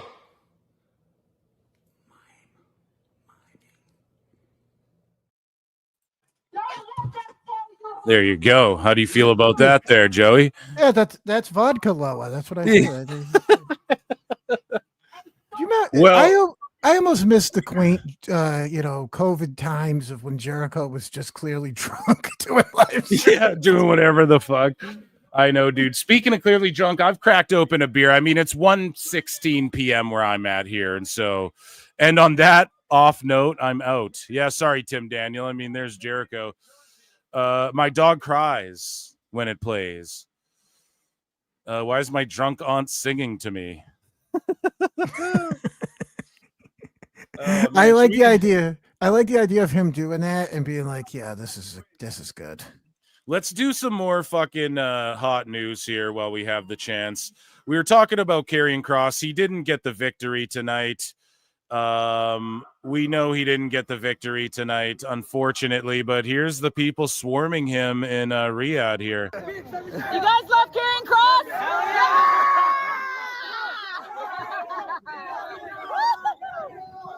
We love you, Scotty! We love you! We love you! We love you! We love you! So there you go, man. He's over. He's got a beautiful wife there, and hopefully they start to get a push. Stevie Turner has signed Level Up legend Dante Chen, and they call him a Level Up legend because all of his matches were on NXT Leveled Up, a fucking canceled show. And now he's on Evolve, and we've only really seen him as a jobber on NXT, and he's been with WWE for a while now, but can't really get it going. This is sort of his last chance. Are you familiar with Dante Chen at all? No, Dante Chen. I'm not sure who that is. Tonge Chen, is it? Another talking? No. Is this? Well, I mean, if this guy's not Samoan, I don't know. I don't know it. If he's not Samoan, then I don't know him. Yeah, I'm a poet and didn't know it. Oh, hey, it's me, Killer Cross. I'm Jabba Loa over here. So this post has been deleted of Punk. I can't remove it from my bookmarks of Punk pushing the kids, so that will just live with us forever. So Mr. Iguana shares his reaction to learning he had gone viral and gained massive popularity amongst WWE fans. Are you familiar with Mr. Iguana? Oh boy, am I. So are you a fan of this whole thing here? I love Mr. Iguana. I think he's awesome. I don't think we'll ever see him on the main roster, but if they, in Mexico, they like that shit. If they keep him in the NXT AAA crossovers, I think it would be fun, and it's a comedy act. And if we know anything, R-Truth, the fans were just like clamoring for him to come back, and he was a comedy guy. So hopefully WWE books this guy well. And yeah, I like Mr. Iguana thus far. Obviously he does silly shit, but again, in Mexico and in the lucha world, they're more like open to stuff like that, and that's prominently what they're going to use him for. His merch is selling like hotcakes. What do you think? Flavor of the month, or do you think he's got something here? Yeah, flavor of the week. If they, I mean, truly, I watched the numbers happen. I mentioned this on the show the other day, where we talked about the fucking Mr. Iguana shit, and then I don't know, maybe a week after the clip, and it did the worst numbers on any clip that we've done in like 6 months, because people were already done with it, dude. Like it's a complete, like, it's the pizza guy, it's Steven Flo. You know what I mean? Orange Like, Cassidy, no. Yeah, aside from, he's not going to get pushed in a main event role for 5 years on television, even though he can't hit the ropes. That's not going to happen. But no, I mean, it's harmless, stupid bullshit. That's where I've kind of settled on it, where I look at it and I go, I guess to the WWE casual base, they're not constantly inundated with stupid gimmicks and stupid shit. So to them, it's fresh. Yeah. And then the internet, like I said, they're like, oh, that's the fucking coolest thing I've ever seen for like a week and a half. And then they're just over it, Yeah. No, for sure. let's see what Mr. Iguana has to say about his success. When did you realize, oh snap, I just became super popular amongst WWE fans? So I was a match. We went backstage. I got congrats by Triple H, Rey Mysterio. It was CM Punk there, Shawn Michaels. Being the Undertaker in the corner for me was like being Disneyland, no? So I started to get my makeup off. They're like, get the makeup again. You got into Money in the Bank. What? Even grab the phone yet? Oscar Diaz, the media guy here in Triple A, says, "Have you seen your phone? What's going on?" I'm like, no, I don't wanna. I gotta wait till the end of the day because it's overwhelming experience. So when I get to Money in the Bank, I grab the phone. I'm sorry, I'm a 40-year-old man. I can't. What the fuck is this, dude? It's a fucking Howie Mandel bit, bro. You'll recognize Howie Mandel trolling. This is how he does it, or whatever, that show where he fucking pulls pranks on people. Yeah, he's like, it's me, Howie Mandel. I can't open up briefcases no more, so now I wear a lizard puppet and paint my face green. I'm not aware of how big it was. Then when I got in the Money in the Bank camera, you can see my true reaction. And when the people roared, it was, what's going on? It would. If it was Howie Mandel, it would actually work. It'd be so funny. It'd be genius. Hey, I see Bobby's world. It's me, Roberto's world. It's me, Howie Mandel, Lizard. They call me Lizard Mandel. Do not shake my feet or hands, or I have three toes. It's crazy to me. It's crazy for me, for my partners, for all AAA guys. We all very early kids. Enjoyed this video. Shout out Mr. Iguana, man. And shout out Denise Salcedo, but shout out him. I have fucking the love him. puppet. Ask me more questions with the puppet on my hand. I have the puppet. You know what? I think when people now, they're like, why don't you do on camera? I think that's what I'm going to do now. If I ever go on camera, I'm going to get those exact glasses, paint my whole face green, and then keep like a monkey puppet on my hand. And that's the only way I'll interact publicly with my face anymore. I'm just, it's just like, and I'll just use that voice too. I'll be like, oh, so happy on SmackDown to this week. It was amazing. I cannot believe CM Punk, he came out and he was dressed as John Cena. And then I'll just have the monkey puppet right next to my head, and occasionally I'll be like, "You need banana? You need banana?" And I'll just smash bananas into the monkey puppet. And I'll be like, "You see us a big star? Please buy my t-shirts. Give me 700 million pesos. Thank you so much." Like this is stupid bullshit. It's stupid bullshit, dude. I'm sorry. It's for babies. This is shit for babies, man. So, speaking of stuff for babies and stupid bullshit, some people aren't big fans of video game adaptations and Street Fighter and these sorts of things. But Joe Anoa'i, Roman Reigns, our tribal chief, has officially been cast as the villain Akuma in the new live-action Street Fighter movie from Legendary. He joins a stacked cast that includes Jason Momoa as Blanca and 50 Cent as Balrog. This is his first announced project since taking a hiatus from WWE after WrestleMania 41. Filming is scheduled to begin in Australia this August. And yeah, man, he's got like 1 or 2 Manias left. I'm going to be perfectly honest with everybody. What do you make of this? Are you excited to see him in this movie, him and Jason Momoa in a movie together, where some people, like, I was at a family thing and my aunt's like, is that Jason Momoa? And she was looking at Roman Reigns, you know? So people confuse them. And yeah, what do you make of they're in a movie together? And with 50 Cent, I guess. So what do you make of all this? Well, I'm a little bit disappointed because I was hoping Shingy would play Vega. You know what I mean? Do you think they could get Paul Wall to play E Honda? Is that a possibility too? No, I don't give a shit about it. Fuck's sake. Maybe they get JC Mateo to play E Honda. Yeah, dude. Oh my god. Yeah, maybe they can. Maybe E Tonga. E Tonga. You know what? As long as we get to see a part where Roman Reigns spin kicks a car until it explodes, I'm okay with that. I promise you guys he won't hit a Superman punch or a spear in the movie. That definitely won't happen, right? Well, dude, this is like once again another thing that it's not for me, so I can't have too much of an opinion on it. Like I loved Street Fighter as a kid. in 1992. What do you make of Roman? Like, he's pretty much well done with WWE over the next couple years, right? Yeah, well, I mean, everybody kind of saw Yeah. that coming. But then again, we have to remember is that he was so mistreated. That's really it. Like Rikishi said, I mean, when is he going to get pushed? Yeah, dude. I mean, like I'm sitting here, I'm looking at Roman Reigns, and I'm going, when's he going to get what he deserves? Yeah, when's he gonna get his, man? Yeah, I mean, like enough of this, like holding him back.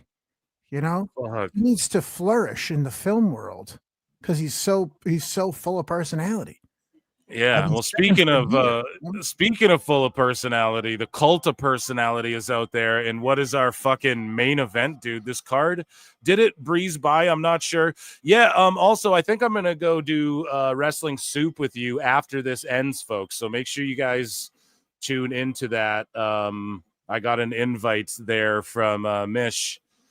So yeah, I'm gonna, I think, come check that out. I'll be there too. Yeah, Joe will be there. So make sure you guys go and sub as well to youtube.com/@WrestlingSoup2010, all caps. And make sure you hit like and subscribe on this shit. If you're on X, retweet it or whatever. We'll figure it out. I'm going to send Miss a message here. So your pick for this main event is Cena leaves with the belt, or do you think he gets a clean win? Or is it just like by hook or by crook? What goes down? Well, do we got any Samoans so we can? Yeah. It's Tonga didn't come out. Maybe he's going to get involved.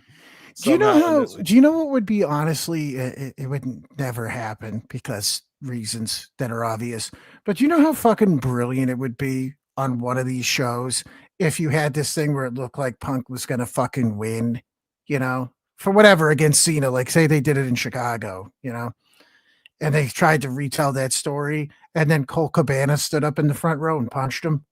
Do you know how fucking brilliant that would be? It's never going to happen in a million years. Cabana. Yeah. It's funny when Cena dropped the pipe bomb and he brought up Nick Nemeth, Matt Cardona, and Claudio Castagnoli, and people said to or like the AEW sickos online were trying to say to everybody that he was talking about Matt Jackson, Nick Jackson, and Colt Cabana subliminally. Oh my God. It's like, man, you guys always make this shit. It can't just be about Claudio Castagnoli, who's your guy. It's got to be about other, like this big conspiracy theory against AEW. It's so cringe. Yeah. I'll have a burger, fries, and a milkshake. So what you're saying is Tower 1, Tower 2, and Building 7? Yeah. I know what you really meant. All right, relax. It's so funny, man. No Samoans? All right, where is he?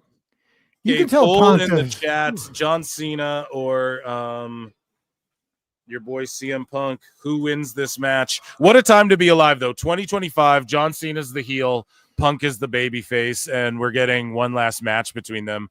I think that's pretty fucking incredible, to be honest. Like the memberberry mark in me, the smark in me, makes me like the little kid in me. I'm like, fuck yeah, dude.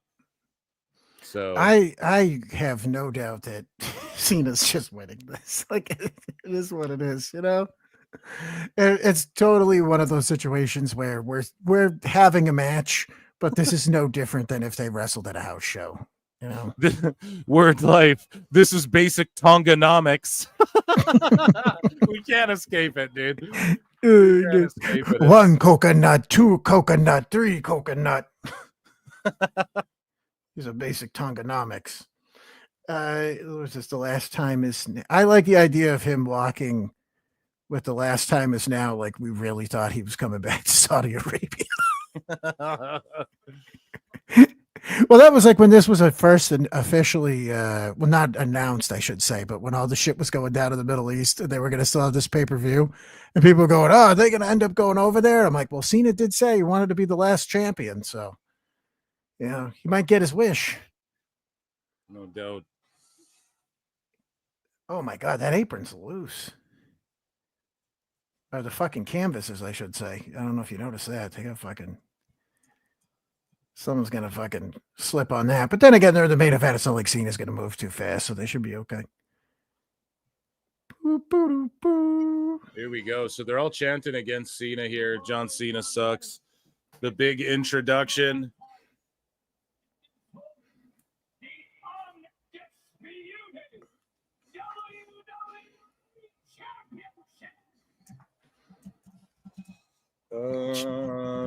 Is there a link I can send? John Cena's doing angry Joe Hendry look.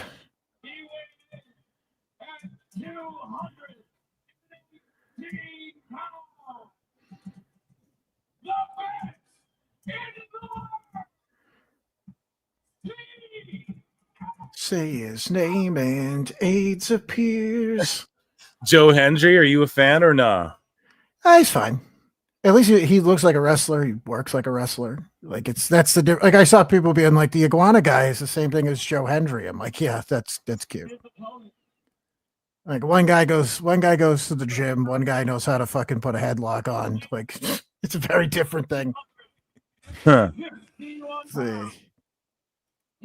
Okay, we're locked in for this main event chat. I haven't seen this ring announcer before. M-word Nash. Who's this guy?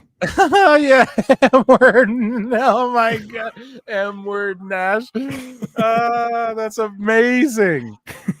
That's amazing, dude. I wonder if they called him that because they thought it would be funny. So I'd call him Mark Nash. Like it's probably if that's not his real name, of course. Yeah. Yeah. Could just be a gimmick name, Brian. What if his name was Mike Memphis? Brian. Like Nashville, Mark Nashville. So it's Mike Memphis. What if he's the same thing? Timmy, Tennessee. Craziness. John Cena wearing the belt backwards is like crisscross. Do you remember crisscross? Yeah. Yeah, dude. Jump. Crisscross will make it jump. It's the wiggity, wiggity, wiggity whack. Yeah, All right. Mac Dad will make you jump. Daddy Mac will make you jump. Don't ever compare us to. By the way, are you following any of the Diddy case stuff? Yeah, like a little bit, you know. I see all these like 2B TMZ docs. They're on like part 4, so I watched the first one of that, and then obviously like I've seen the videos and I've sort of kept up. Like you know, I've got my finger on. I've watched a Pierce Morgan thing where this one guy was exposed in a bunch of it. So yeah, I'm up on it like enough. You know, I know what's going on for sure. I heard that Mike Myers is being named as like a potential CIA asset and shit like that. The Awesome. Canadian actor. How Yes, crazy is that? I Out love of this it. Diddy shit, this is what we're getting. You know, it's like fuck. Do you know how funny it would be if Diddy got off on all those charges because he has videos on people and horrible shit, and there's like him beating the shit out of the girl, and then Mike Myers goes down and like, we know who the real villain is here. Austin Dr. Powers. Evil, yeah, Dr. Evil. Hey Diddy, guess what, man? I won't snitch on you if you give me $100 million. All I asked was sharks with freaking baby oil on them. All I wanted was freaking. All I wanted was freaking 2,000 bottles underage of girls with freaking baby oil on them. Okay, is that so hard? He was actually, that was Diddy. Maybe that's what it was. Dr. Diddy. He's just a, Yeah. the fembots. Oh, yeah. behave, Diddy. Do I make you horny, Diddy? Yeah, good, baby. Very good. That's not mine, baby. Just keeps pulling out bottles of baby oil. Hundreds of bottles That's of not baby oil. mine. That's not No. my bag, baby. That's not my bag at all. We have a book here by P. Diddy. This is definitely my bag, baby. Yeah, baby oil is definitely my 275 bottles of baby oil is definitely my bag, baby. Holy shit, man. Oh, behave. And Beyonce was in it. I put baby oil on girls because I'm unhappy. I'm unhappy because I put baby oil on. I love oil. Oh, shit, this is all the characters. Oh no. Get in my sex dungeon. Oh shit. Get me my jelly. Jeffrey Epstein didn't kill himself. It was me. I sat on him. Yeah, it's the Asian guy who throws the shoe. It's Diddy throwing a shoe. Kills Mike Myers on the stand. Now we know who killed Tupac. Yeah. It was the guy that threw his shoe. Isn't that who it was? Oh, Chad, I'm Yeah. sorry. We went way off the fucking wrestling mark there, but it's all good.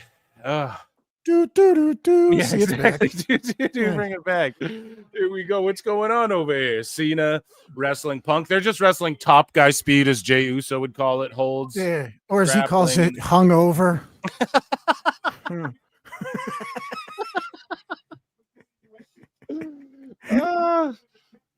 Oh man. Up and down since day one, baby. Oh Oh, shit. JB. Oh, JB, baby. Maybe I can be a Tonga too, baby. Yeah, man. I can be a Tonga, baby. Oh, behave. Oh. Shoulder tackle, crowd pops. Here we go. They're grappling. This is real graps, pal. This is starting to feel like when I see guys my age play basketball at LA Fitness. Yeah. This is what it's starting to feel like. They're like playing rec at the fucking local, They're both like one of them's breathing like a fucking British bulldog because he's got a deviated septum from getting punched at a corn show in 2002. Crowd's going nuts. Oh yeah. Oh, this crowd's going crazier than this show's gone. It's still working. I mean, it works. These guys obviously are gonna fucking get people excited. Ole, ole, ole, ole, ole, ole. I like that. Instead of mini me, it's Diddy me. Diddy me, I shall call him Diddy me. Take that, take that, take that. Yeah. Every step you take. Yeah, Mr. Bigglesworth too, the bald cat.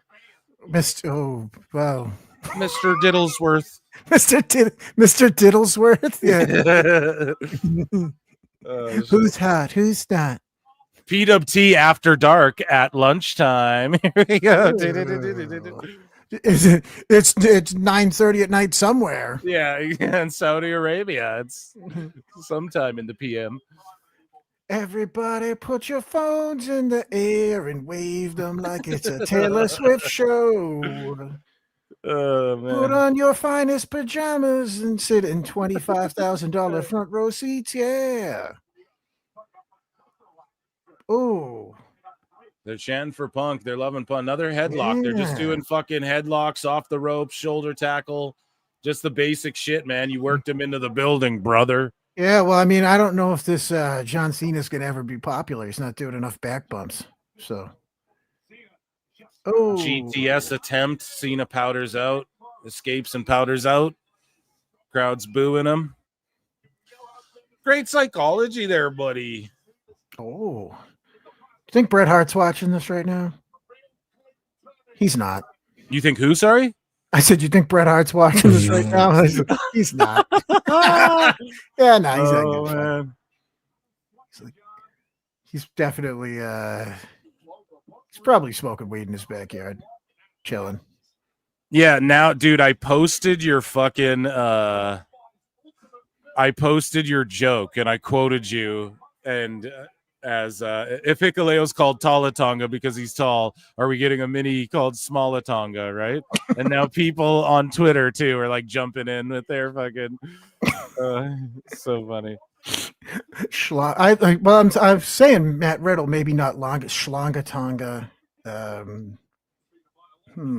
Wakanda Tonga. We can get a Wakanda Tonga. All right, Cena's doing. Yeah, this is going to be this is just a good match. You can expect that of these fucking two. Honestly, the wrestling on the show has been pretty good. This has already been much better than the last pay-per-view by a lot. Yeah, I say already as if the thing's not almost done, but you know what I'm saying. Yeah, no, I know what you mean. I love heel Cena's posture. Yeah. It's so Not- sneaky, like the way he puts his fucking hands up, like he's just like it's fucking. Yeah, he's really good, like in this role. Like I know some people complain about it, but I'm having fun with it, and I just think he looks like he's having fun. So My only problem with anything that Cena has done as this heel is that there's too many people on the show that are allowed to do the heel face shit. If he was the only guy that was allowed to do that, it would be much more effective. Because obviously it's like everybody has to be like, I'm a heel, but I'm also fucking cool. It's like, well, if Cena was allowed to continue to cut heel promos that got over still like a baby face, it would be like earned because he's John Cena, you know. But it's a little strange because Punk's kind of, this is not really like Punk's not really shining on him. He's sort of giving him heat. I don't know if they were expecting the crowd to go with whom, and they were like, we'll just play it by ear, but I don't know. Because this crowd could have easily have picked Cena and cheered for Cena, you know? oh yeah. Yeah, I'm not sure. They're just milking it though. This is that top guy speed or that hangover speed, whatever you want to call it. But it's just me, Oos, going real slow. A promo aired for the Royal Rumble in Riyadh, so we're getting that's a Royal great Rumble in idea. Riyadh, dude. Do you think that's the move or what? I think that's. I mean, I'm happy about it just because I get to watch the Royal Rumble at 1:30 in the afternoon. Yeah, so I'll take it, you know? that's one thing. As in getting older, you know, I got shit to do. I got some Squid Games I got to binge. I don't want to go to bed at 2:00 in the morning. Just give me the fucking show at 1:00. You know what I mean? I'll take More the or early less. bird special Royal Rumble. I'm fine with that. Yeah, me too. So I don't know, when is that going to be then, chat? 2026 or? I assume that it would be next year. The Yeah. Royal Rumble in Saudi Arabia. Is the Royal Rumble 2 nights now? I'd assume it would have to be, right? If they do 2 nights, then the women's can be on one, the men's on the other. Yeah, I mean, I'm not terribly against, but a women's Rumble in Saudi seems weird. But Holy shit. You know what I just realized? what? If they try to split those nights in Saudi Arabia, what are they going to put on for the men on the night that the women have the Rumble and the men don't? Because can you see that crowd sitting through an hour and a half of women's Rumble match? I just don't know. That's what I'm tripping about. Like maybe if like the goal is like have Julia win it and just smash her over in the Saudi market. Well, for real, because Asuka got real popular out there like that. Like I think Io is as well. Like just the Joshi, the Japanese style, they like that shit out there. And I think that Julia, I think if they're just smashing her over. She just won the U.S. title out of nowhere last night on SmackDown in Riyadh, and the crowd reacted more for her than Zelina. So yeah, but buddy, you're thinking to yourself, there's 30 fucking girls there. Were they gonna have Candice LeRae out there? that's what I'm saying. That's why I don't know if they work unless the goal is just to have Julia win it and from the number 1 spot or something and just like smash her over. I just don't know what the win would be. Like, I just don't know if it'll turn out well. Who knows though? Maybe the crowd's more into women's wrestling by then. Who knows? I doubt it. I think it would be. You know how funny it would be if they were like, "All right, we're doing one night here, and it's the men's Royal Rumble," and they're like, "Night 2 is the women's Rumble, and we're putting it in New Jersey." Like they don't even fuck around. Like they're just like, "Yeah, we know this is not gonna work, so we'll just do it somewhere else." Yeah. Someone saying Cena had to fuck Amy Schumer in a movie. that is true. He did have to do that. That is true, dude. That's F you or attitude adjustment, whatever. Kick out. Fuck, of course. Yeah, they're gonna kick out of all of each other's shit. We gotta wait for that to happen. We know. Not that I'm like itching for the ending, but it's like we already know what's gonna happen. This is very humbling.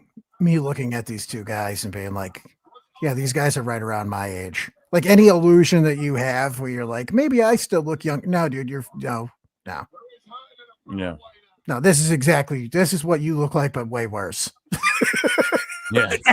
That's really like, I'm like, oh, you know, maybe not. No, dude, you're like a 40-year-old man with no money who doesn't fucking lift weights and only focus on how good he looks all the time. So that's not you. You look that bad. It's like, Boop. Damn, that dude who was stalking Liv is facing federal charges.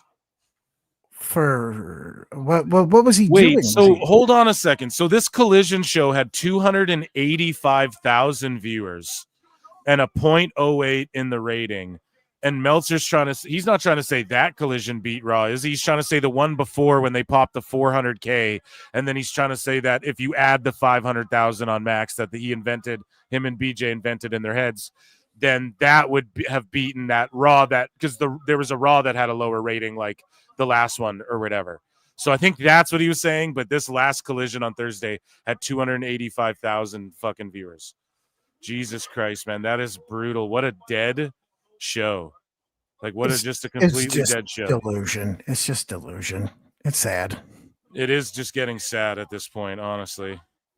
And I don't know. Like, I really hope that he's making money. I really hope he's making money off AEW, truthfully. Yeah, me too. Because otherwise, it's like you said, it's just you look at it and you go, all right, well, what are you getting out of this? To do just this being level? able to say he's right, and that's why he's a fucking narcissist, bro. And people throw that term around all the time, but listen, he is, because that's all it's about to him. Or maybe if that's not narcissism, maybe that's some weird fucking thing, I don't know, but it's some thing where he just like it's some sort of like sociopathy that where he needs to just be like, I was right about wrestling. He's ism-tism Tonga, I believe, isn't that? Yeah, what it's his ism-tism Tonga. Tongatism. Tongism. Tongatism. No. I line up coconut. Well, Batman. Bump, bump, bump, bump. I'm counting them all, putting them in a straight line, organizing them by shape and size. I'm counting them all. By the way, Solo Sikoa has the fucking Tongatism. Tongatism. Hey, Phil in chat. What's up, buddy? Yo, you saying I'm on the spectrum, Moose? It's funny because Kevin Nash said that about Tony Khan, and he's like, well, come on. And Sean Oliver's like, oh, don't say that. He's like, come on. He's like, come on. Yeah, come on, dude. By the way, like, that is one of those moments where it's like, no one's going to say it. But going back to Austin Powers, it's the mole. Remember the lady with the mole? Yeah. Everyone's going to pretend like we don't know the mole's there. Everybody's going to pretend like Tony Khan is not fucking neurodivergent. It's a little insane, isn't it? You know? It's like, oh, attitude no. Adjustment. He's kicked out of 3 of them. Chat me up. Over 300 watching on X and YouTube across both. Come on over to YouTube if you're on X, if you don't mind, or don't retweet, whatever. And make sure you subscribe to youtube.com/@ProWrestleClips and my friend's channel, youtube.com/@WrestlingSoup2010. And make sure you guys check out Wrestling Soup. I'm going to be on that after this show, I believe. If Husey does a quick run-in, he might actually do that because he's in Ireland, so it's like a reasonable time over there for once, right? When I'm watching wrestling during the day, maybe he might do it to give us his thoughts before I pop on over on Soup. But just make sure you guys check that out. I don't know if there's a link I could share. Joe, where do you guys stream to? I don't know if we're doing I'm trying to figure it out if we're doing YouTube. I assume. Okay, well, we'll figure it out either way. Like, if there's a link I could send out, and I'll just send all my people over there, or like I could do like a simul thing, but like you guys should just all come over and support Soup is what I'm thinking. So we should do that. But we'll figure that out in the interim. I don't know if Joe can even get me a link I could drop you guys or something. I'm going to see you. I'm going to make sure Mish and then in the interim, though, we're going to call this match. Cena has the belt. He's willing to throw it all away. He's willing to just take it all away by fucking hitting Punk in the head with his title. The crowd's chanting, no, don't do it. But he's just going to do it. He doesn't. Oh, no, he dropped the belt. He listened to the fans and they cheered him. So is that a seed planted of Cena not being all the way bad? Oh, everything is blurry. I'm gonna kick him in the balls. Oh my God! I thought Punk had it won there. Legit, I thought he had it won there. Holy shit! Cena kicked out. They fucking worked me. Phil, are you still going to be on TTW? Okay, guys, this one. No, I was supposed to be on Toonie Talk TV, actually. But yes, me and Marv, we're going to cross over. We're going to do some crossovers. No Diddy, right? No stream cross, no Diddy. But we're going to cross over and shit. But I was supposed to be on Toonie TV. But then, listen, my mother needed help with something. Like, I had to run out of town, basically. So I just had to last minute bail out. And I watched Ironheart, too, to bitch about it. But something came up. So we're going to make that work, though. I think next week I'm going to be on Toonie TV, and I will be on TT Dub anytime they invite me. I will make the time for those fellows. And Marv will be coming back on our show, too, just as soon as, it's just schedules aligning and shit. And that will happen very soon. And I'm glad that Joe is here as well, because it's been a minute. It's been a while since I could. I don't know. We're singing old Massachusetts own. Yeah. You know that? I've done that bit so many times on the show, but I love the fact that he's just like, I'm a good old country boy. And I'm like, you're from Massachusetts, you fucking lying it's sack like of shit. fucking Joe Piscopo level of like Jersey's home to me. You know what I mean? Like, I'm just out in the Jersey boy. fields over here in the Metro Boston area. Yeah, I'm just a good old Southern boy. Yeah. Like, it's like, no, you're not. Yeah. Fucking My favorite though. Have you ever seen that Club weirdo. Piscopo shit where Joe Piscopo's like, I'm just a Jersey boy born and raised in the southern state. Or whatever the fuck. He like made a country song about being from Jersey. It's like, bro, the fuck are you doing? Oh my god, I love it. Punk's just fucking potatoing the shit out of Cena because he's just like trying to. Yeah, and it's a That's big pretty shoulder tackle ref bump. And then we have Oh. fucking Rollins music's hitting. Oh God, are we getting a cash in? Wow, no way. We gotta fucking put Seth Rollins in. If this is how Seth gets it off Cena, and then Cena planted a seed of him listening, I don't think they'll do it here though.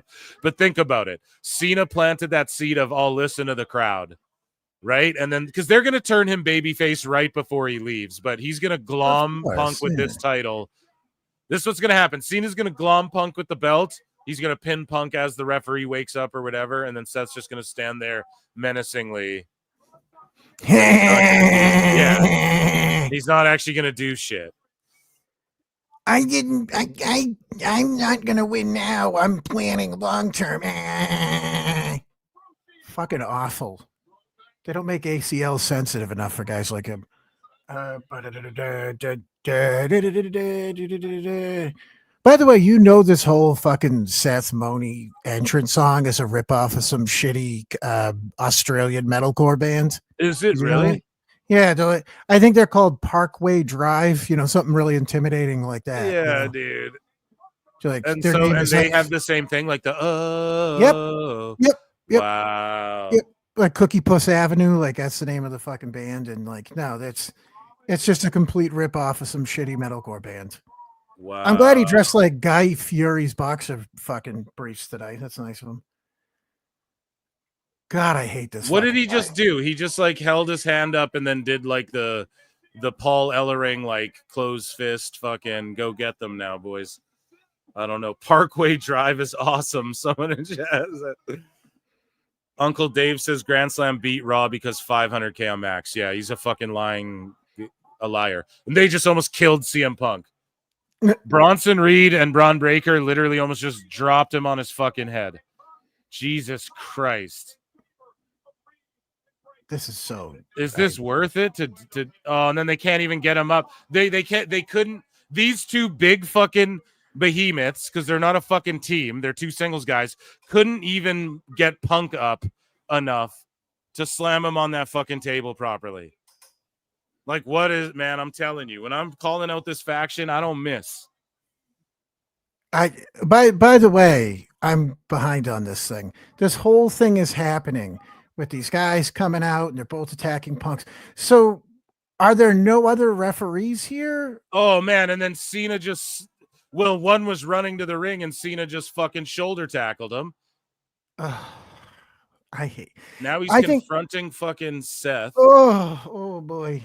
This is getting pretty overbooked here, to be honest. Oh, And like, what is Seth gonna do? And now they're chanting for Cena. See, now they're starting to turn Cena babyface already. See, he FUs. See, they're planting all these seeds because they gotta turn them. And when Rhodes says, I think we're 1 to 3 years away from me turning babyface or heel, he said that in an interview recently. I think that means we're like way closer. We're like 3 to 6 months away from him turning fucking heel type shit. But someone's coming out now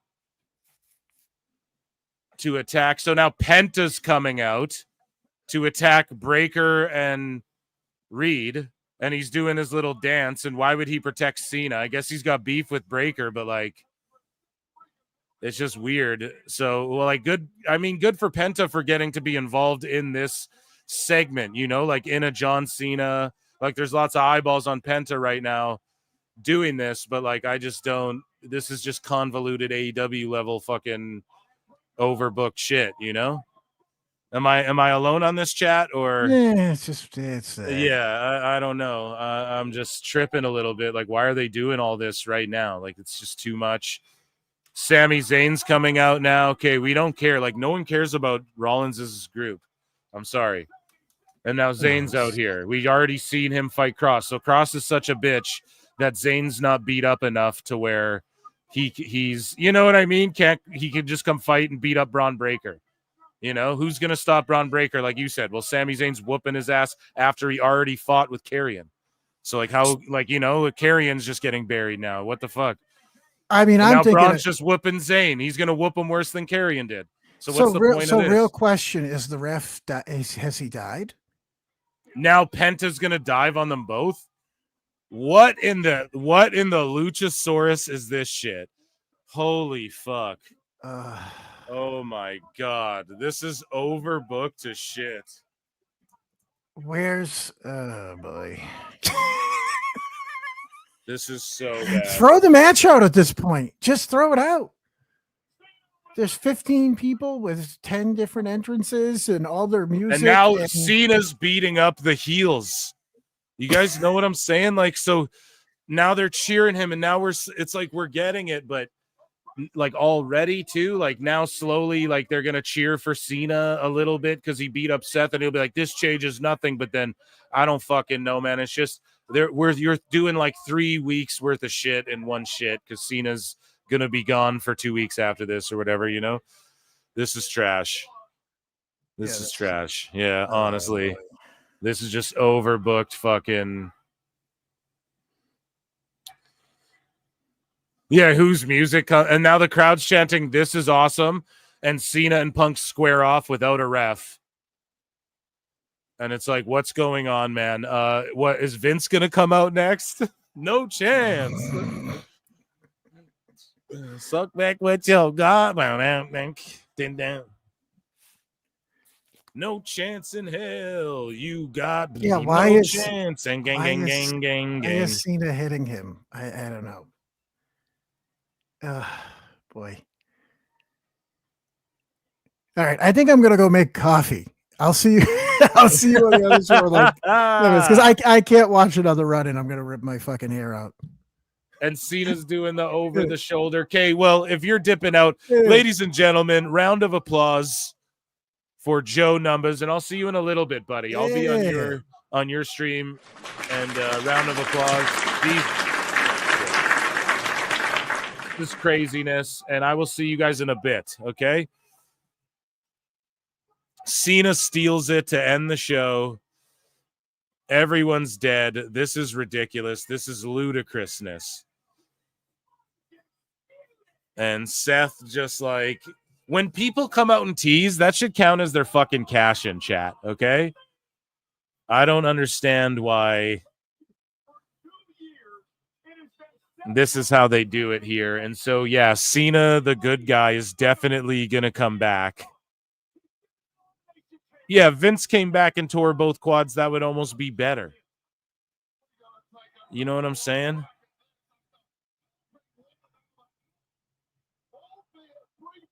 Just a little ridiculous here.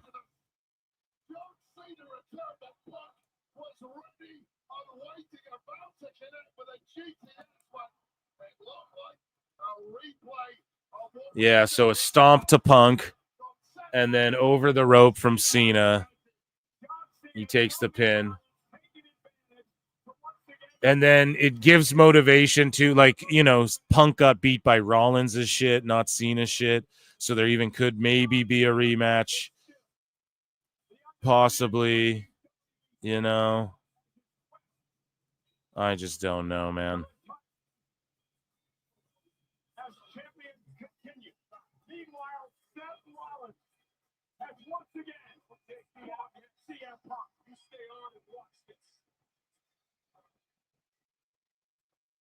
So there's a post show next. What did I go? I went 5-1 here tonight, ladies and gentlemen. 5-1, which is pretty spectacular. If you don't,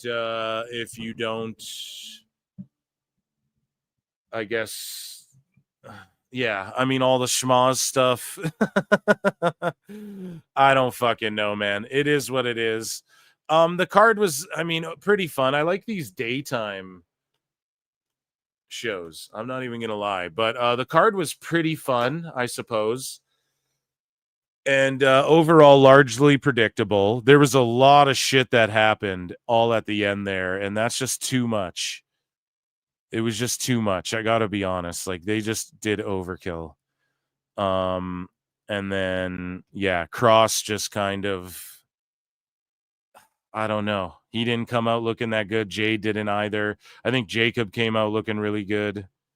Rhea just beat Raquel again. What the fuck was that? And then, I mean, Rhodes won, super predictable. Then Cena made it out with the title, but how they got there was wild, man.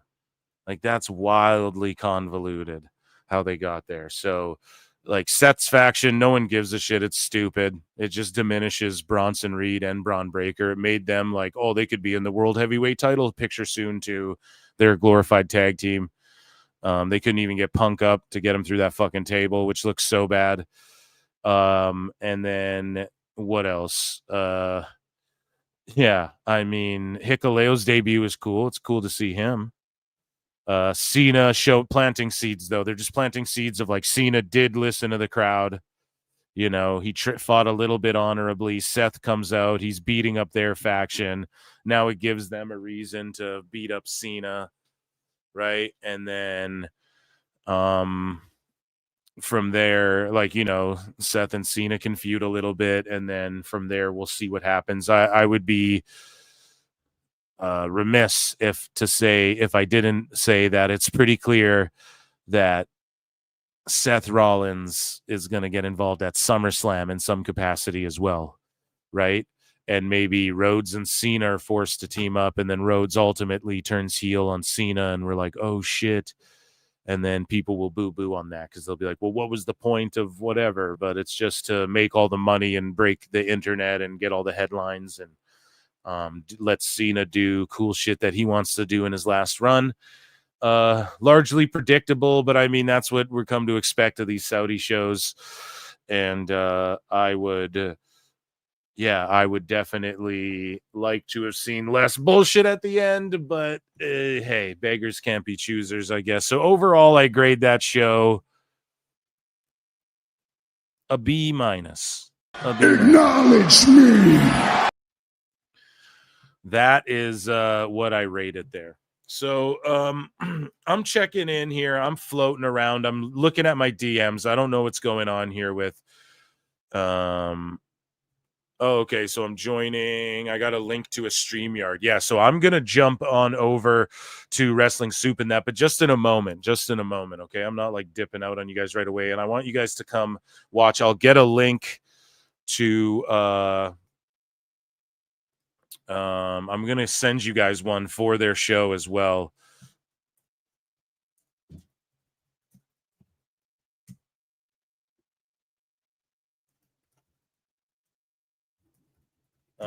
So I can send it to them all. Yeah, so I'm going to try and get a link to send you guys so that, like, you guys can all just float on over easily because there's like 200 or 330 of you watching across X and YouTube. So thank you all much. Round of applause for you guys. Yeah, I want to do a PWT raid of Soup. Like, I could keep streaming on my channel and shit, which is cool. I don't mind doing it if that's what they want me to do. But I also want to like, if they're live, let me know too, chat. I don't know if their channel's live or whatever, because then it'll just be on YouTube. But I also just like, let's fucking go over there. You know what I mean? Let's go party on that channel. That'd be fun. But also like, there's a couple things before we get that figured out. Like there was a couple WWE things that I did want to go over. I'm going to save the Ryback stuff for after. But look at this. Look at what Mark Henry had to say about the Saudi Arabia show and what he. Do you think that they're going to make that show and everything's going to go off without a hitch? I think so. Like Saudi Arabia is not the problem or a contributor to the negativity of the world, if you will. That war has been fought for 3,000 years. You're not going to change it. I'm not going to change it. Saudi Arabia is not going to change it. I'm going to tell you something about Saudi Arabia. They got the third largest air force in the world. Like, you don't want to fight them. You don't want to do nothing over there that ain't proper because they will get you. And they don't have a system to where you got to go through Congress and you got to go through the board. No, you get caught over there. It's happening in the public square for everybody to see. Don't mess around. And I believe in that. People get mad at me all they want to. If the WWE goes over there, the full power of the king and his son are going to protect them and keep them safe. Nothing's going to happen. Saudi Arabia, bro, every time I went over there, I felt more at home and welcome than I do a lot of. Yeah, guys. So that's what Mark Henry had to say. Here, guys, let's go. Here's the link to Soup. So this is where we're all going, okay? I just put it in chat, guys. If you can copy that or just go over to their YouTube channel, and it will be over there. I wonder if I can like do a quick edit and send all my YouTube folks over there too. I'm going to check it out really quick. But yeah, you know, Mark Henry ain't sweating nothing. And again, people, you know, need to understand these sorts of things. NXT garnered its largest audience since March for Tuesday's show. Right, so 729K, and Meltzer's trying to pretend he's not counting the Netflix numbers, but he's trying to pretend that AEW Collision's even beating this. It's fucking ridiculous, man. We talked about SmackDown doing 25K. We missed Wednesday. We're gonna do a double dose of Wednesday next Wednesday. But John Gabarick, who oversees the production of the Saudi shows and is very much the company liaison to that country, flew from Riyadh to meet with talents and take the charter flight back over with them, in part to assure everyone that everything was fine and that this trip would be no different than the usual visit to the Middle East. We saw it. Cena went on last, so that's very, very telling about what their plans were. Speaking of SmackDown, it will be 2 hours on USA Network starting next week, back to 2 hours. And I think we all can appreciate that. Like, even though we're getting used to the 3 hour ones, I think 2 hours is the way to go. Julia won the US title. And yeah, we saw the John Cena statue there. Yeah, and that, I guess, was breaking news. Or sorry, no, Brandon Thurston says, with tomorrow's event, WWE will have been paid by the Saudi government 1.5 times the total value of every WrestleMania ticket sale ever, adjusting for inflation. So they've paid, you know, every ticket sale from WrestleMania ever has been about 400 million. The Saudis have paid WWE 600 million up to this point now. Fucking incredible. I'm going to see if I can set up a raid of and that, ladies and gentlemen, was WWE news and Crown Jewel. Crown Jewel, I keep calling it. Like, it might as fucking well be, you know what I mean? Because Night of Champions, like there wasn't even that many title matches. The main shit was crowning people with the jewel crown, you know? So it might as well be called that. Yeah, so stick with me here. Head over to Wrestling Soup, whatever you guys are doing. I'm going to try and see if I can't set up like a, you know, send everybody there just right when this ends, you know. I'm going to set that up right now. So chat, let me know what you guys thought about it, like overall. You know, what did you guys think about this show? Was it good? A B plus? A B minus? Let me know. So yeah, I'm going to try and see if I can't set up like a raid. How do you do that shit on YouTube? I'm like such a noob. It doesn't, not good at this shit. So we're gonna, I don't know. If someone in chat knows, then we can. Better than last year. I love me some Ren. Meh, C, B minus. Yeah, I'm fine with all the BS at the end. No one really cares about the Saudi show, so I would have been happy if they overbooked the ending even more just to take the piss. Yeah, okay. That's okay. Let me just look this up here. How to send all my live viewers to another stream, YouTube. Here we go. Live tab, hover over the redirect. Okay, customization. Is that what this is? Oh, yeah, we can redirect. Fuck yeah. So we're going to redirect everyone over to, oops, that is not my, over to there. Oh, no, I can't because they need to give me privileges to do it. Okay, well, whatever. You guys have the fucking link. All right, I'll post it one more time in chat, and I'll ask Wrestling Soup to give privileges for next time. Yeah, guys, so thank you for being here. I had a wonderful evening. Make sure you tune in on Monday for the member show. Make sure you guys tune into Wrestling Soup right now, and make sure you guys tune into Wednesday's show as well if you're not a member. But become a member. It's only 99 cents. Gift a membership, join Patreon, and you get access to my member Monday shows, which are fun as shit. And yeah, come hang out with the Soup Boys. Check me out on Wednesday as well, because that will be a super fun, awesome show. I assure you of that as well. And I put the link in the chat again. It is a Sicko Saturday, so I'll leave you guys with the Sicko anthem. And yeah, thank you all for being here again. Round of applause for the PWT universe. You guys are goated always, as always. And yeah, I'm gonna go enjoy some Squid Game 3. Okay. What's that show? Stranger Things isn't out till November, so fuck them. And until next time, I'll see you in the Upside Down. Or potentially on an island playing a game for billions of dollars. No. Yeah, I don't know. I'm losing my shit. It was an early show, guys. I had a late night, early show. Come check out Soup. See you in the Upside Down. Peace and love. Thank you for another great one. It is a fast-acting viral strain that infects the host immediately, and upon getting sick, the infected will become racked with coughs, sweat profusely, and start to get the shivers and chills. There he is, the legend. The man, the myth, the legend. Yeah. You can't literally run a promotion just for the AEW, what do they call them, sickos? Thank you very much, TikTok and AEW. See you tonight. Tony Khan started telling people there's no such thing as long-term booking anymore. It's week to week. The best guys, Tony Khan. We just secured the bag. It's not like I tried to be a character. It was just sort of happened naturally. But it was never something I intended. It was just something that happened because the wrestlers asked me to do things in matches, and I do them.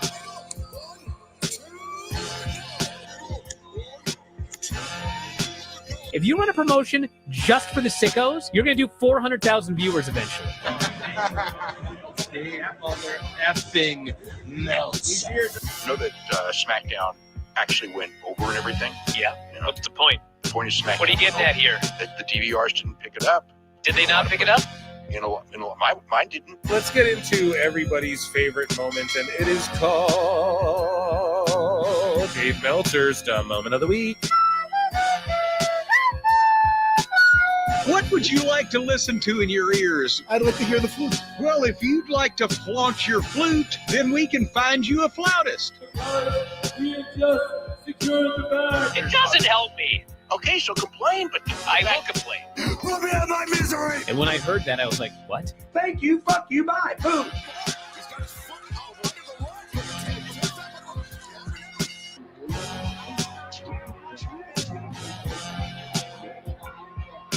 You got to run a promotion for everybody. The sickos can be the ones that buy tickets first and spend the most money on the merchandise.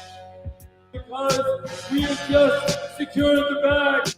But, like, you got to promote for everybody. Then you'll have a lot of viewers. I think we proved a lot of so-called experts. We made them look like idiots. We're not going anywhere. Tony Khan's not going anywhere. You'll also be there on TNT. You'll be in 2 places at once.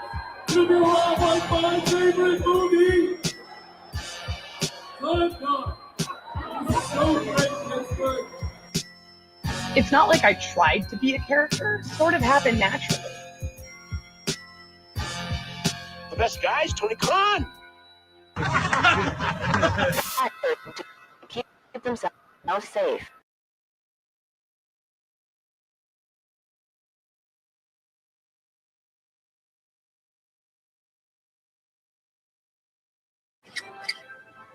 Boring. Well, so how many high school boys does it take to change a light bulb?